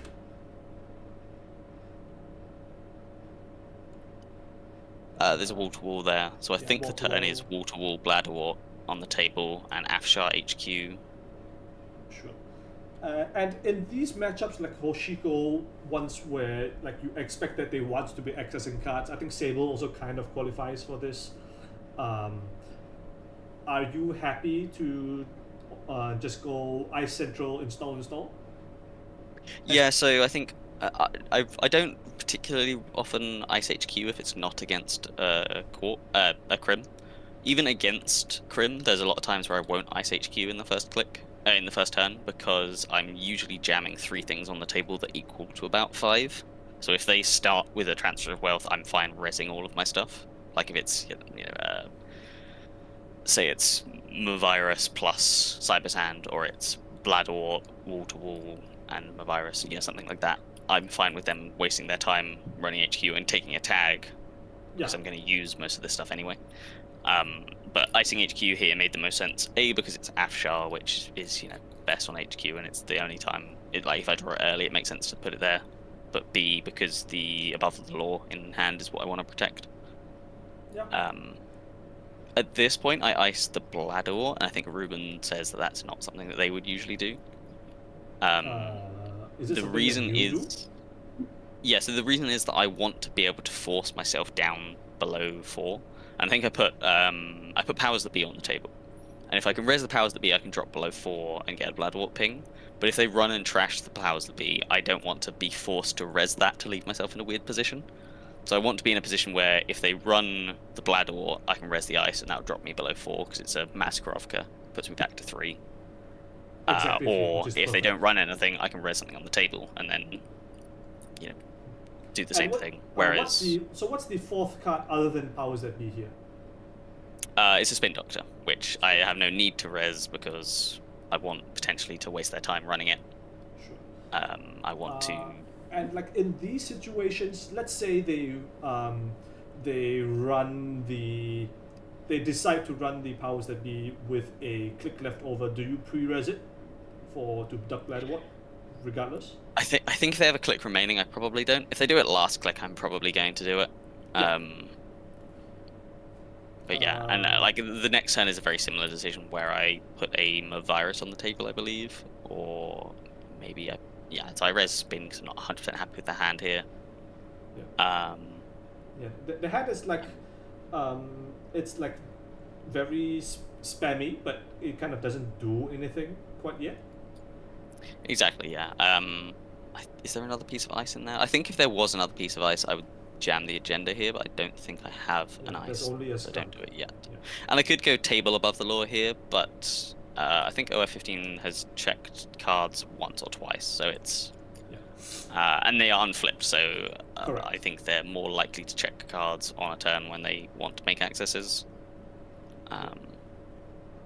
Yeah, so table agenda feels a lot worse here.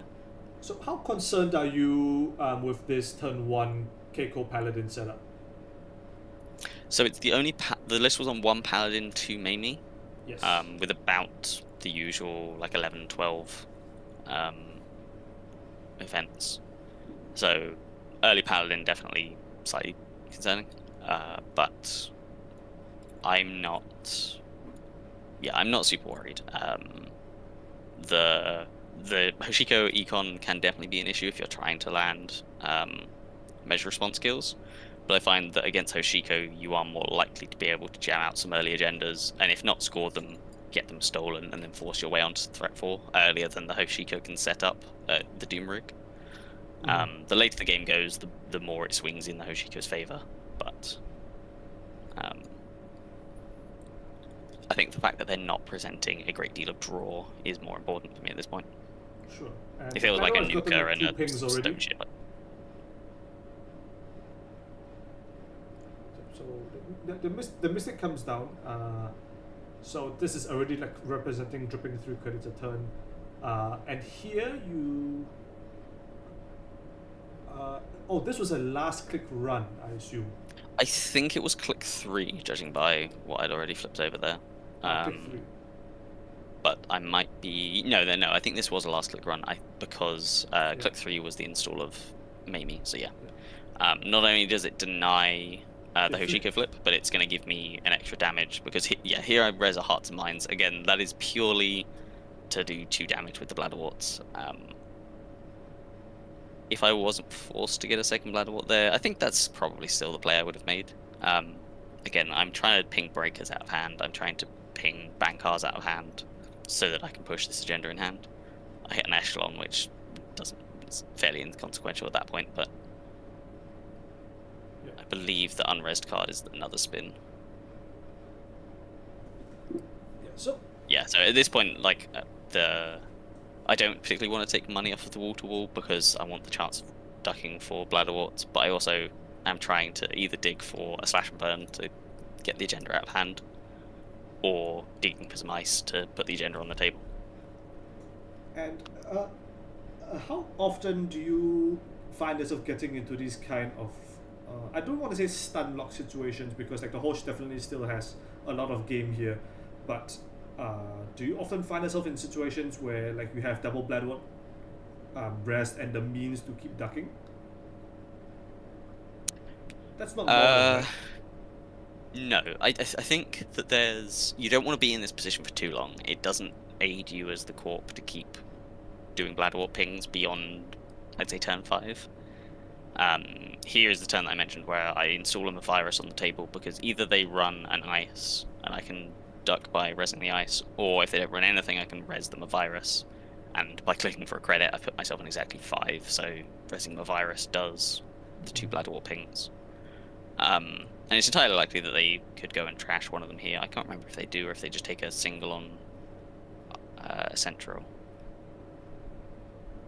No, it looks like they didn't. It looks like they maybe... Yeah, they ran something, I can't remember what it was, but yeah, again, Resma Virus does 2 Bladderwort. I think they trashed their Hearts and Minds, but yes. Yes, they did. And this is... so these Bladderworts have gotten a honestly sickening amount of value already. Yeah, and like again, this is a very different setup to the game against Seal earlier, right? There was no Bladderworts in that game, or at least Bladderworts didn't do any damage. But the hand in that game never really presented me with an opportunity to do it. I think I excavated for a wall-to-wall once. That was the only 1 cost I ever really searched for. But it feels often like the best way to slow down the Hoshiko is a few Bladderwort pings and then stop building a scoring remote. I was just struggling to actually find some ice to do it, and that's part of why icing the Bladderwort necessarily wasn't the best choice early, but I think I got enough value out of it that then I can either extract or excavate the Bladderwort out of that remote and then turn it into a scoring remote. I mean, I think OF is like remarkably unconcerned with the whole Bladeward multiple, with all these triggers of Bladeward that you've been getting, and I don't imagine that is like the normal reaction you get from most people. Like, I mean, from personal experience playing Bladeward decks, I know a bunch of people like kind of see red when they see the Bladeward and like go and kill it at all costs. And this goes for whether you're playing against Alco or not. This goes back to the even pre-rotation kind of games against R plus or whatever. Yeah, I think it's maybe sort of the perfect storm situation of OF doesn't have the most impactful cards in hand, doesn't feel the need to protect them, also doesn't have a great deal of economy that they feel like they can keep attacking Bladderwort. So, on this board, say I don't mind if they go and trash it, especially now that I've extracted. So I'm now on 10 credits. You can go and trash my Bladderworts if you want, but they're at this point probably much less likely to. And that's sort of the threat of having the double extract in the deck, is that you can sit on that low credit total for a little bit, and then as soon as you're actually ready to push something, jump up to a much higher credit total and push agenda on the table. That's an interesting question, actually, and I guess it's something that I've wanted to ask, like one-dimensional odd player like yourself for a little while now. A little while meaning like maybe like about a week or so.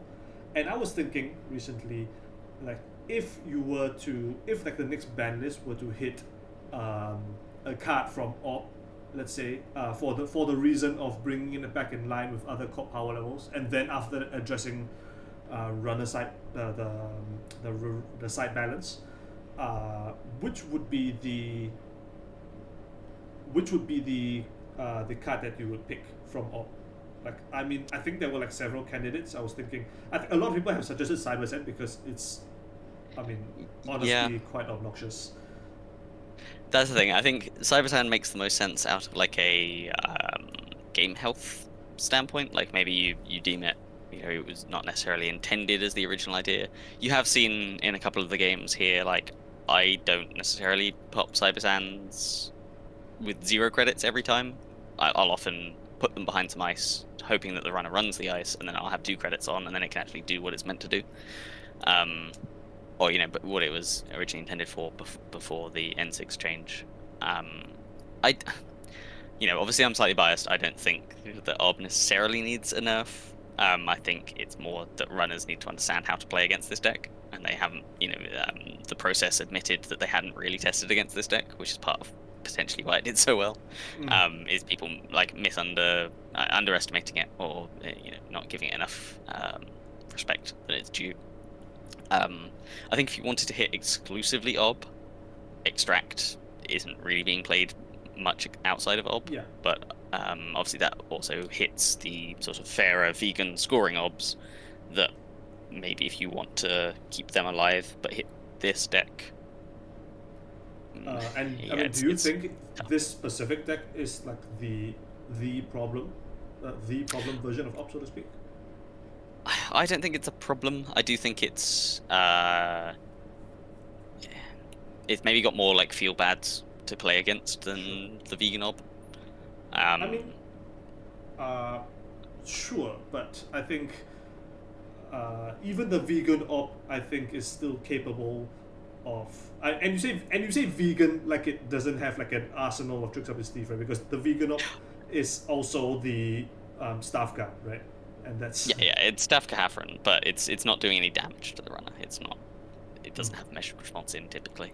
But yeah, I think that deck is definitely strong. I think that runners have started to learn more tech against it, like the Airblades, and that's why it's not.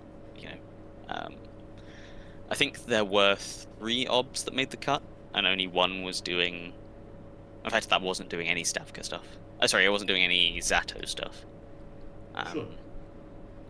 Whereas, the other 2 were these Bladderwort decks. I think there's a chance, like earlier in the season, I said Bladderwort would have been a good hit because it hits this deck and it hits Alco. The fact that Alco stopped playing Bladderwort means that's a lot less sensible now. I mean, I personally was thinking between Extract and Spherical. Yeah, Spherical is obviously another card that you very rarely see outside of Ob. and the fact that it's a 4-cost trash can often be an issue. Yeah. And I think it kind of still lets like the odd players live up their Cybersand power fantasies, getting the 3-2-1. I'm not sure though in practice how much that matters, of course. Yeah, yeah, both of those feel quite targeted to Ob. I think the more vegan scoring Obs tend to play Svigator less, so yeah, maybe that makes more sense as a hit if you just want to tone down asset Ob. Okay. Yeah. So I mean, looking at the game right now, we did see you eventually found the space to score this above the law, and we killed the paladin as previously discussed because there's only one in the list. Yeah, only one paladin. The second Mamie could come down. I think the Mamie may have even had one more credit on it at that point. But as there's no breakers down as well, it feels like there's going to be more value gained off the paladin short term. It was put down alongside Skunk behind just a Kessleroid. OF1515 pinhold and guessed wrong, but they didn't have a means to attack the server either way. So all they would have done otherwise. What was the upgrade with the server? Was Skunk Works. Skunk Managar. Works, okay. So if they'd have pinholed the Skunk Works, I wouldn't have had any reason to, res it exactly. But yeah, they just got unlucky. Yeah. And here, yeah, you see the traditional. I've got an SF in hand. I've got a slash and burn, and there's 1 cost on the table. I think there's a chance that here I would have trashed the Kessleroid, but I annoyingly had advanced the Kessleroid, and I want to keep that advancement token around so that I can potentially do a Hearts and Minds play later. Which I'm pretty sure I do use that advancement. In terms of scoring pattern, this is the second game in a row we've seen. I do believe this is the second echelon that got hit, by the way. Yep. This is the second game in a row we've seen the scoring pattern be 2-2-3. Is that normal that you end with a basalt, or? The last game was 2-3-2. I scored the basalt second. Yes. You scored the basalt 5. Yeah. I'd say this is more common to go to because it's fairly easy to fast advance 2 points. It's usually not that difficult to fast advance 4 if you find another slash because there's 3 slash in the deck. But it's also quite often to either put down a 3-2 naked on the table or behind a single piece of ice and just guess that the runner won't be able to access it or won't find it.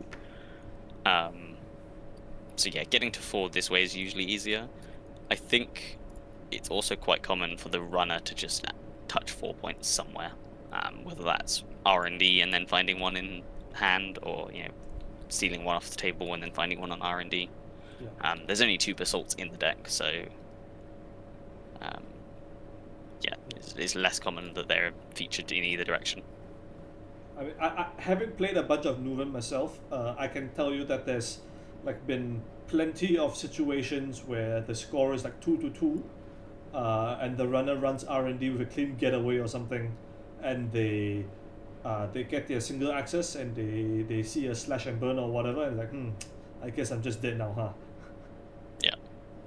I think this is the point where I just and R over what I'm shuffling back into the deck a few times. I pick up the powers that be, and then I go, actually, no, I'm already on 4 points. It's unlikely I get another score. I pick up an extract, and then I go, no, actually, extract is usually better for me in archives because of a basalt steal. I want it to stay there and for me to pick up off that. And then I go, oh, I don't have the Hearts and Minds, which is one of in the deck. I need to shuffle that back in. So yeah, there's times like that where, especially after 5 rounds, you can make snap plays, but you have to be careful about, okay, what do I need in the deck? What can get me to a win later? And if I hadn't shuffled the Hearts and Minds back later, I think I wouldn't have had the line that won me this game. And we can see that there's 2 measure responses in your hand right now, so that's clearly the angle that you're trying to end the game with. And I think OF ends up playing around that quite well throughout the course of the next couple of turns. Yeah, now that I'm up to threat 4, I think in this that was running spin, expecting me to shuffle back the slash and burn, which obviously I do, and then that means that they can not access any cards and flip back. and keep themselves against measured. Yeah. This, I can't remember what I put in there. I think it was something inconsequential, expecting a... Yeah, because here, you know... Oh yeah, there's that's a Banhar massive. on This is the a board. massive fly swatter risk. Yes, yes. That's- I was sort Oh, of expecting one fermenter to get popped, and then for me to be able to purge the second. Purging both is, yeah, a big swing. So yeah, that was partially just baiting that. I know there was an agenda on the table. I'm struggling to remember this. Oh, it was an anthill. So yeah, again, that's one of the times where I think this is a much better trade for me, because the corp has spent 3 clicks. They've spent a bunch of money. They've lost value to the fly swatter. Yeah. They cup it, which, you know, they've got a cupulation on the board. That's as good a value as they're going to get, unless I have a Sphegator or whatever. But yeah, I know that at least for this turn, I'm safe, and I think I push another ice outside this because there's no buzzsaw been seen yet. I don't think there's any buzzsaws in the bin. I don't believe that OF's deck is doing any funny tricks with the capitulation, right? There's no, you can't reset it with like, there's no symbol chip, no. Yeah, so this is just a pure like, I'm running capitulation because I assume the reason to play capitulation over the leech, of course, other than the multi-access, is like beating persistence effects and I guess hostile. Yeah, I think avoiding the trash penalty for hostile is big. Coupulating a Tucana on a steal against Reg Ob is also quite punishing. Yeah. Yeah, so here I'm pretty sure it's me throwing a third piece of ice and then the Sphegator. Yeah. I'm fine with the Sphegator being here just to cycle something into a spin. I'm also fine if they, for instance, boomerang through the fly swatter to get in. I'm pretty sure that outermost ice is envelopment. I don't want to res it when the corp is on, when the runner's on like 14 credits, because they can just trash it, or they can pay to break it. My only 4-coster is a Stavka. It's not really in here to be an ice that I cycle down into a lower credit total. It's mostly here as a Bankar threat and as a just really taxing piece of ice. Sure. Yeah, so it's install bustle. It might even be raindrops, which with the 2 yeah, it's a raindrops run with the 2 Airblades. Yeah, with the 2 Airblades counters especially, this is a bad res for the envelopment.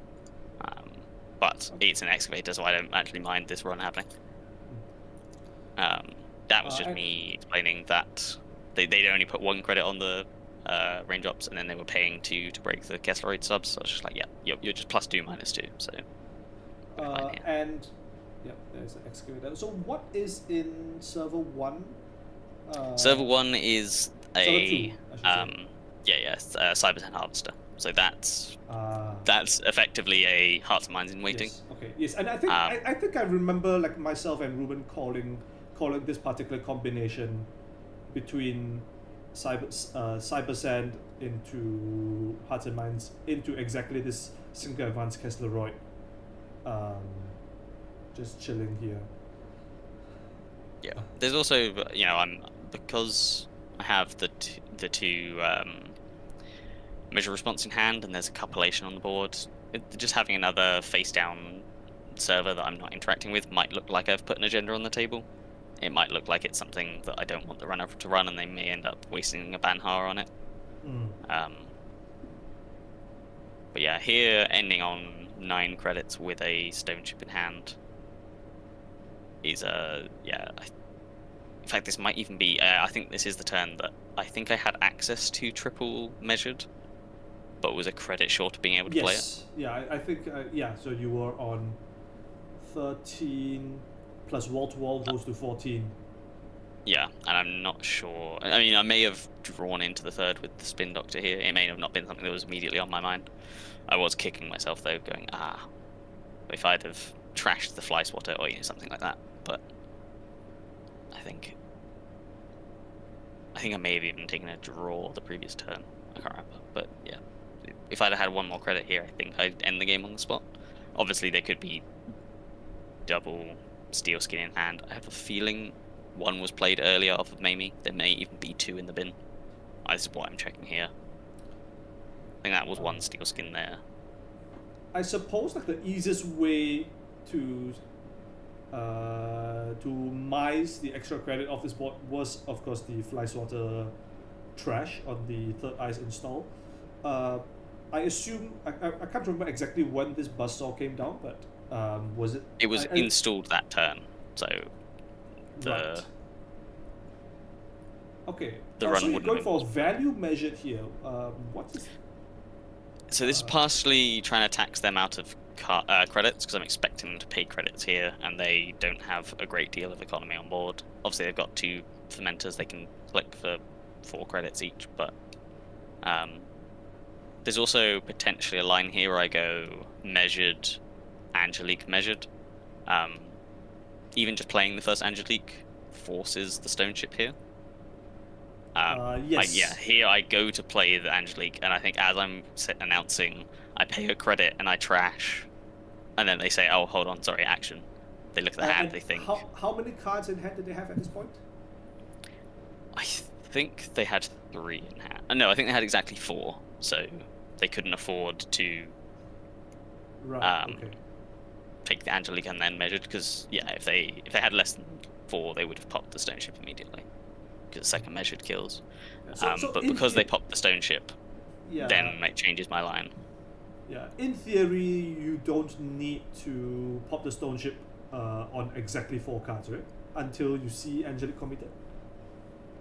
Yeah, I think they may have had something in hand that they specifically wanted to keep. Yeah, but also they would know here that I cannot flatline with Angelique into measured.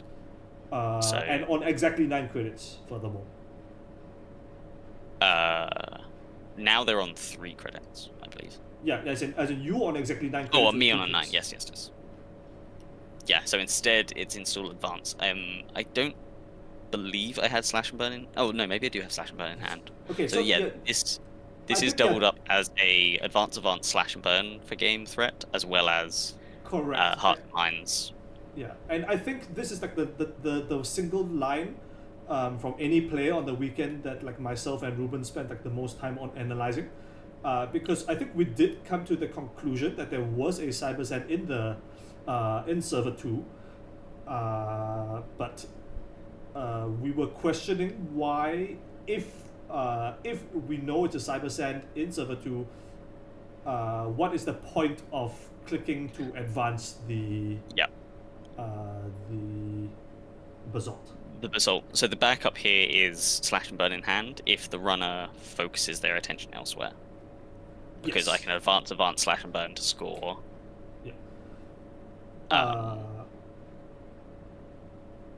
And I don't need if the runner puts the Banhar on remote 2, runs it, on server 2, runs it, gets in, trashes the cyber sand, which they needn't enough money or a gourmand or whatever to actually access and hit, but they do pop a fermenter.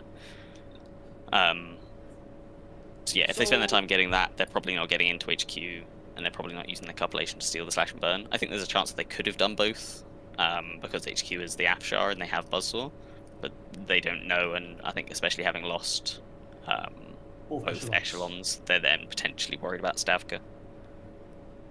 Even Tithe, they can't actually break it. They can Airblades, but I think I trashed the second Airblades out of hand with either a Bladder or the Azef, so this Airblades is very limited now. It's interesting because, of course, the first order deduction that the runner can make on this board, let me just pause here, right? Because I think this is a very fascinating analysis. The first order deduction that we can make on this board is that, so firstly, you are not, like this, we assume that this is a basalt and you're not trying to pull some elaborate scam, right? Yeah, so that's the other thing is that I think there was assumption that there was an immediate assumption that this has to be basalt. There's no way I wouldn't do this if this wasn't basalt. But again, if this is as if and I go advance, score as if into measured response, that's often a kill line as well. That is true. So there are times that I've pre-advanced non-basalt agendas as well. Okay. Obviously, it's the most sense for it to be basalt and me threatening the win, but yeah, it's not necessarily guaranteed. Okay. But I think that's something that catches people out because they do expect it to be basalt, and it's not always. Sure. So let's say we assume that it is a basalt, well, which it is in this case, right?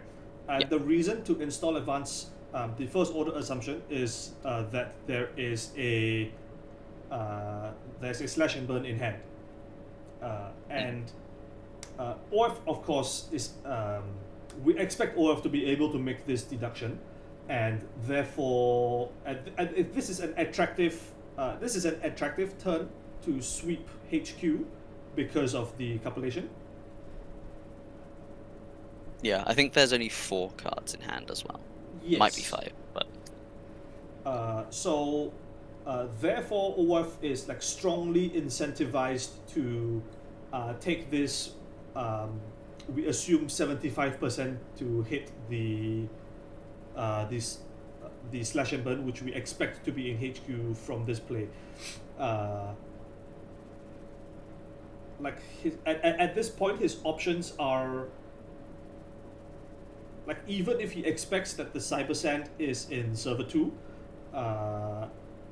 it's a bit too much to expect that he's able to A, get into HQ and snipe the slash and burn, B, at the same time also trash the measured responses if there are any in hand.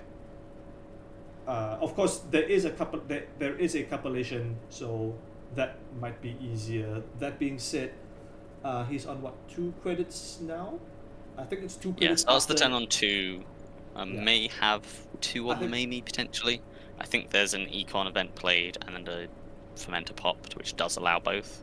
But obviously, if you're playing two of your clicks on economy, you can't run the big remote, run the small remote, and run HQ. Correct. So his line to not lose the game is you need to from this version probably you need to spend 2 clicks getting econ, which is either fermenter strike funds, fermenter gamble, or double fermenter even, and then you have to pick 2 of these servers to run, and if that's the case, which are the 2 correct servers? So I think we should advance forward at least the first click to see. I think it's a gamble that gets played. I think they do think about it for a couple of minutes, so it might be worth fast forwarding. But I think that, they're deciding on where to put Banhar. Yes. Yeah. So I guess you have to. Yeah, this is also an important decision that you need to make. We see like a Gomad in hand twinning. That's not really that important. Yeah.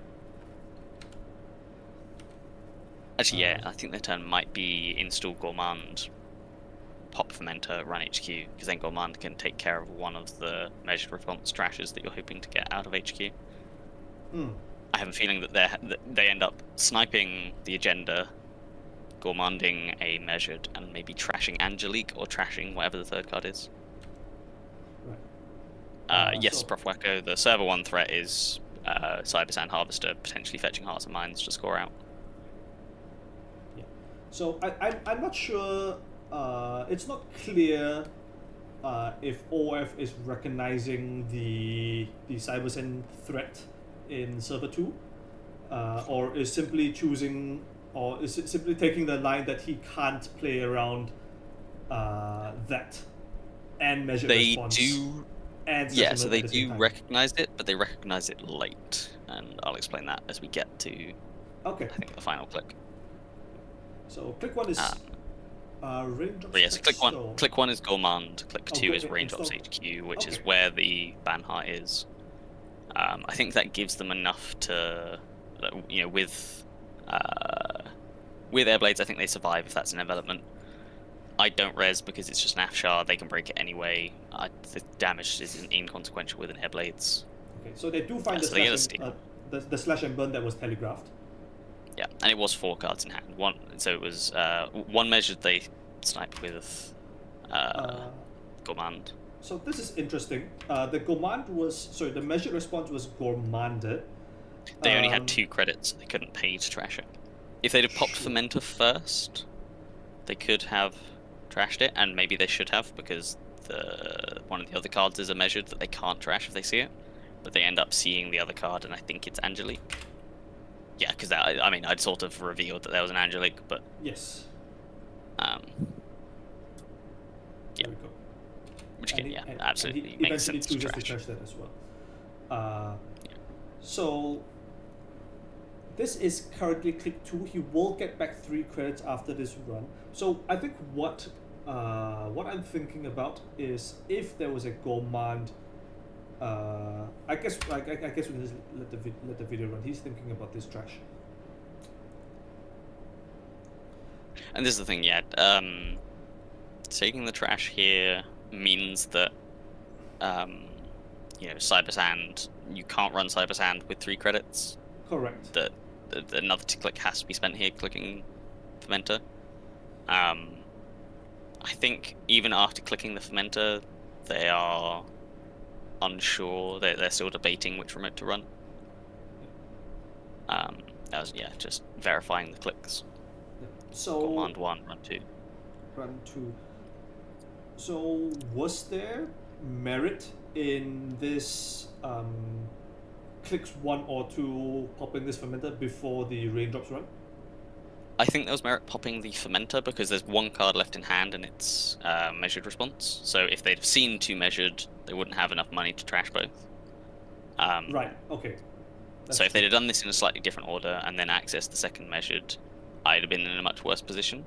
But them spending their money trashing the measured would have meant that at this point they'd be on 4 credits, which is just enough to trash a Cyber Sand, but not enough to stop me scoring, obviously, because I can pop the Cyber Sand. Although I guess click 1 trash. Oh no, because if they don't install Gourmand, they can't trash both. So they do have to pop Fermenter, install Gourmand, Raindrops HQ, and then they still only have 1 left. So I do think this was a checkmate board state, which I explain at the end of it. And it's checkmate because they didn't pop the fermenter, yes? Because I think my thinking is if they do pop the fermenter and then they trash the measure instead of commanding it, they have enough to trash the Cyber Sand as well. They would be out of clicks if they are also installing the Gourmand. But I guess if they popped Fermenter and then Raindrops HQ and then had 2 clicks left. Fermenter, Gourmand, Raindrops HQ, and then at this point probably you can also Raindrops Server 2. Because Mamie gives you the so if they slash and burn steal. Yeah, but if they'd popped, if they'd have known that they'd steal an agenda, they're credit perfect to Raindrops it with an extra credit. But otherwise, Mamie was empty. So if they'd have popped Fermenter and run click 2 on HQ, they would be +1 credit here. So they'd be on 4. I don't remember what this ice is. I think it's the Lamplighter protecting server 2.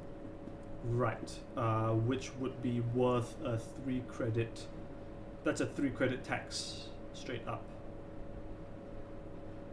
Yeah. And at that point, you might as well rest the Cyber Sand behind it at the same time. Correct? Yes. Yeah. So it doesn't cost me any money to go and get the Hearts and Minds.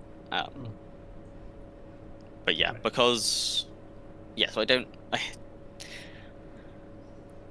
I think they would have been in a safer position, if they pop Fermenter, click 1, Raindrops HQ, expect to steal an agenda because of the chance of this being a slash and burn play, get a credit back on Mamie, and then Raindrops click 3 into server 2. They can get into the server, but they can't trash the fermenter. They can't trash the cyber at that point. because that factor is a 3 credit tax. Okay. Yeah. So but that line doesn't work as well. Yeah, and then if you let it run, what they actually end up doing is popping fermenter and running. So that's still losing. If we establish that click 1 fermenter, click 2 run HQ is still losing, then the only line is running the remote directly. So they didn't have. If they'd have ban-hard the remote, and if they'd have ban-hard the remote, I res the envelopment. If you let it play and cycle on, I explain at the end that even popping the fermenter and running the remote isn't enough, because it puts them on 7 credits. They don't have enough credits because there's no Rising Tide in the bin. Rising Tide would cost 4 to boost, at least 4 to break, and then they can't break through the Kessleroid, or they can't even break through the Fly Swatter and the Kessleroid at that point. If they ban-hard the remote, I still res the envelopment, let them take a bunch of damage. Yes. They'll steal the basalt, and then I pick up, an extract or a. They might even be the third measured in the bin at this point. Oh yeah, because I played a value measured earlier, so there is a third measured. I think you can pick up the extract and go extract measured. It's 3. I think I did this calculation on stream. If you rest the envelopment, you go to 3 credits, and even if it gets stolen, you can go wall-to-wall credit for up to 4. Yeah. Basalt the extract, and then click 1 extract, which is up to 10, and then measured, which is like almost certainly a kill after envelopment does its thing, either to Banhao or to Rising Tide. Yeah.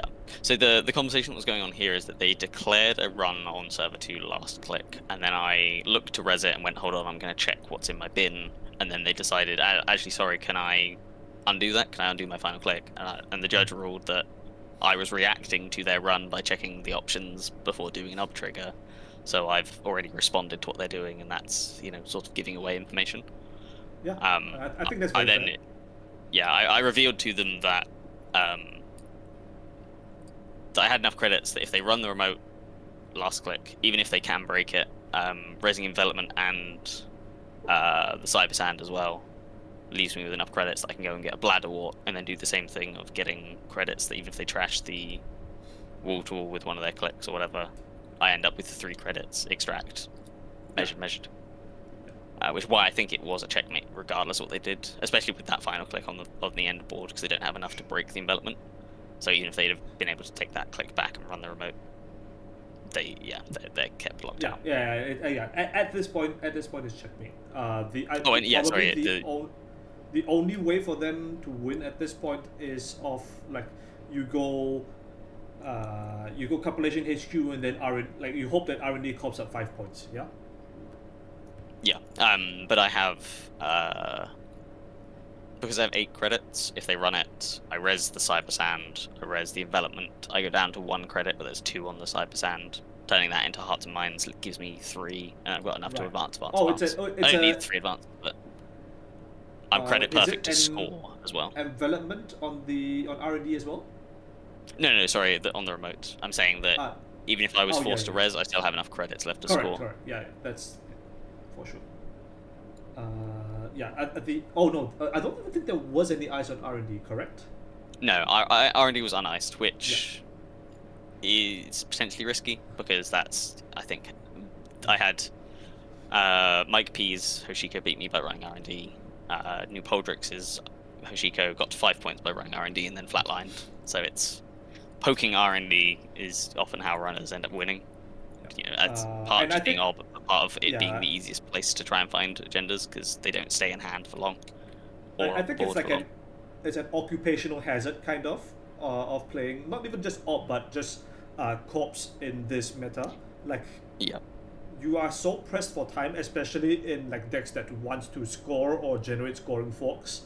You're so pressed for time that you kind of just have to pick a central that you want to ice, and pick a central that you can't afford to ice for this whole game. Yeah. So in this game, it was R&D, that you just left open, and of course against the previous game against Ari, you double iced R&D and left HQ. Yep. And I think I don't think I have time to go over the Just Rob game, but I think in that game I single iced HQ, never iced R&D again, because I iced up a scoring remote to push a basalt in, and that is more important than icing R&D. Like you just have to take some risks that you might lose on R&D, but if you spend your time icing centrals, you're not going to have enough threat to actually push anything on the table, and you need to either be able to threaten yourself getting to threat 4, or build up enough econ that is protected, so that if the runner gets to threat 4, you can then threaten. And often what will happen is the runner will run R&D, touch points, build up a great pile of money, and then be able to trash all of your econ, because Right. you are an asset-based econ deck. For sure. And like the only like op econ is like the double extracts, right? So if the runner is able to deal with a board and they don't have like extract access, it's really quite difficult. Yeah, and I see there we've cycled back to Axe's food I mean, takes, which is come maybe on, a bro, good place to what- end the stream. What is this? What is this? This is peach yogurt or some shit. Did you say it's like? I thought it was like rice porridge or something like that. Is what It might you it said. might be like porridge with peach or something.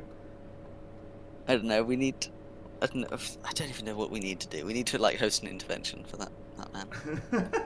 Yeah. I mean, I'm counting on all of you to do that for Worlds. Actually, you know what? No.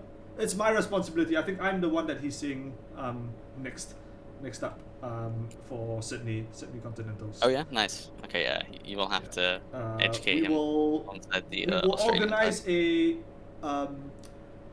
I believe in our armed forces we call it a blanket party. I don't know what you call it in like over there. A blanket party for Aksu in the Taibi Airbnb, and we will beat some sense into him in his food takes. Sounds brilliant. All right. Well, thank you very much for this. This was Yeah, of course. a lot of fun. I'm always happy to talk ob things. Yeah, I mean for sure. I think it's been like the only co-op we've played mostly for the past year and a half or something. Pretty much, yeah. I played a UCO at a Bristol regional a couple of months back, right at the start of Elevation Meta. I think it was like the first day it was legal, and that was the first time I'd played a non-ob deck in like over a year, I think, at a tournament. Damn. Okay. Yeah, it's always a pleasure to hear like a deck specialist talk about their favorite concoction. Yeah, I mean, I think it's slight spoiler, but I think Tiff Half Husky is planning on doing some sort of YouTube content soon, and asked me to be an ob specialist on the first episode of that. So That's look forward to kinda more of spicy. this Okay, in yeah. another Definitely looking location. out to more of that stuff. Thanks for coming on. This has been great. I learned a bunch of stuff. I hope everyone else did as well. Yeah, no worries. Thanks for having me. Oh shit. Aksu, yeah, who are we beating? You. Yeah. See you in Sydney, bozo. Yeah, they're coming for you. Run. Alright. Yeah, thanks Jonah for coming on. Any last shoutouts before I sign off? Just tiebreak in general, and I guess as actually just come back from editing the wonderful King's Court podcast, whenever the next episode of that is up. I hope it's up. It's been delayed for 3 days already. Give me my regularly scheduled content. Thank you very much. Yeah, give us the podcast. Alright. Right. So yeah, thanks everybody once again. Thanks Jonah. This was some good stuff, and we'll see you all again. Well, next week hopefully I'll be able to stream my semi-final round as well, and catch you.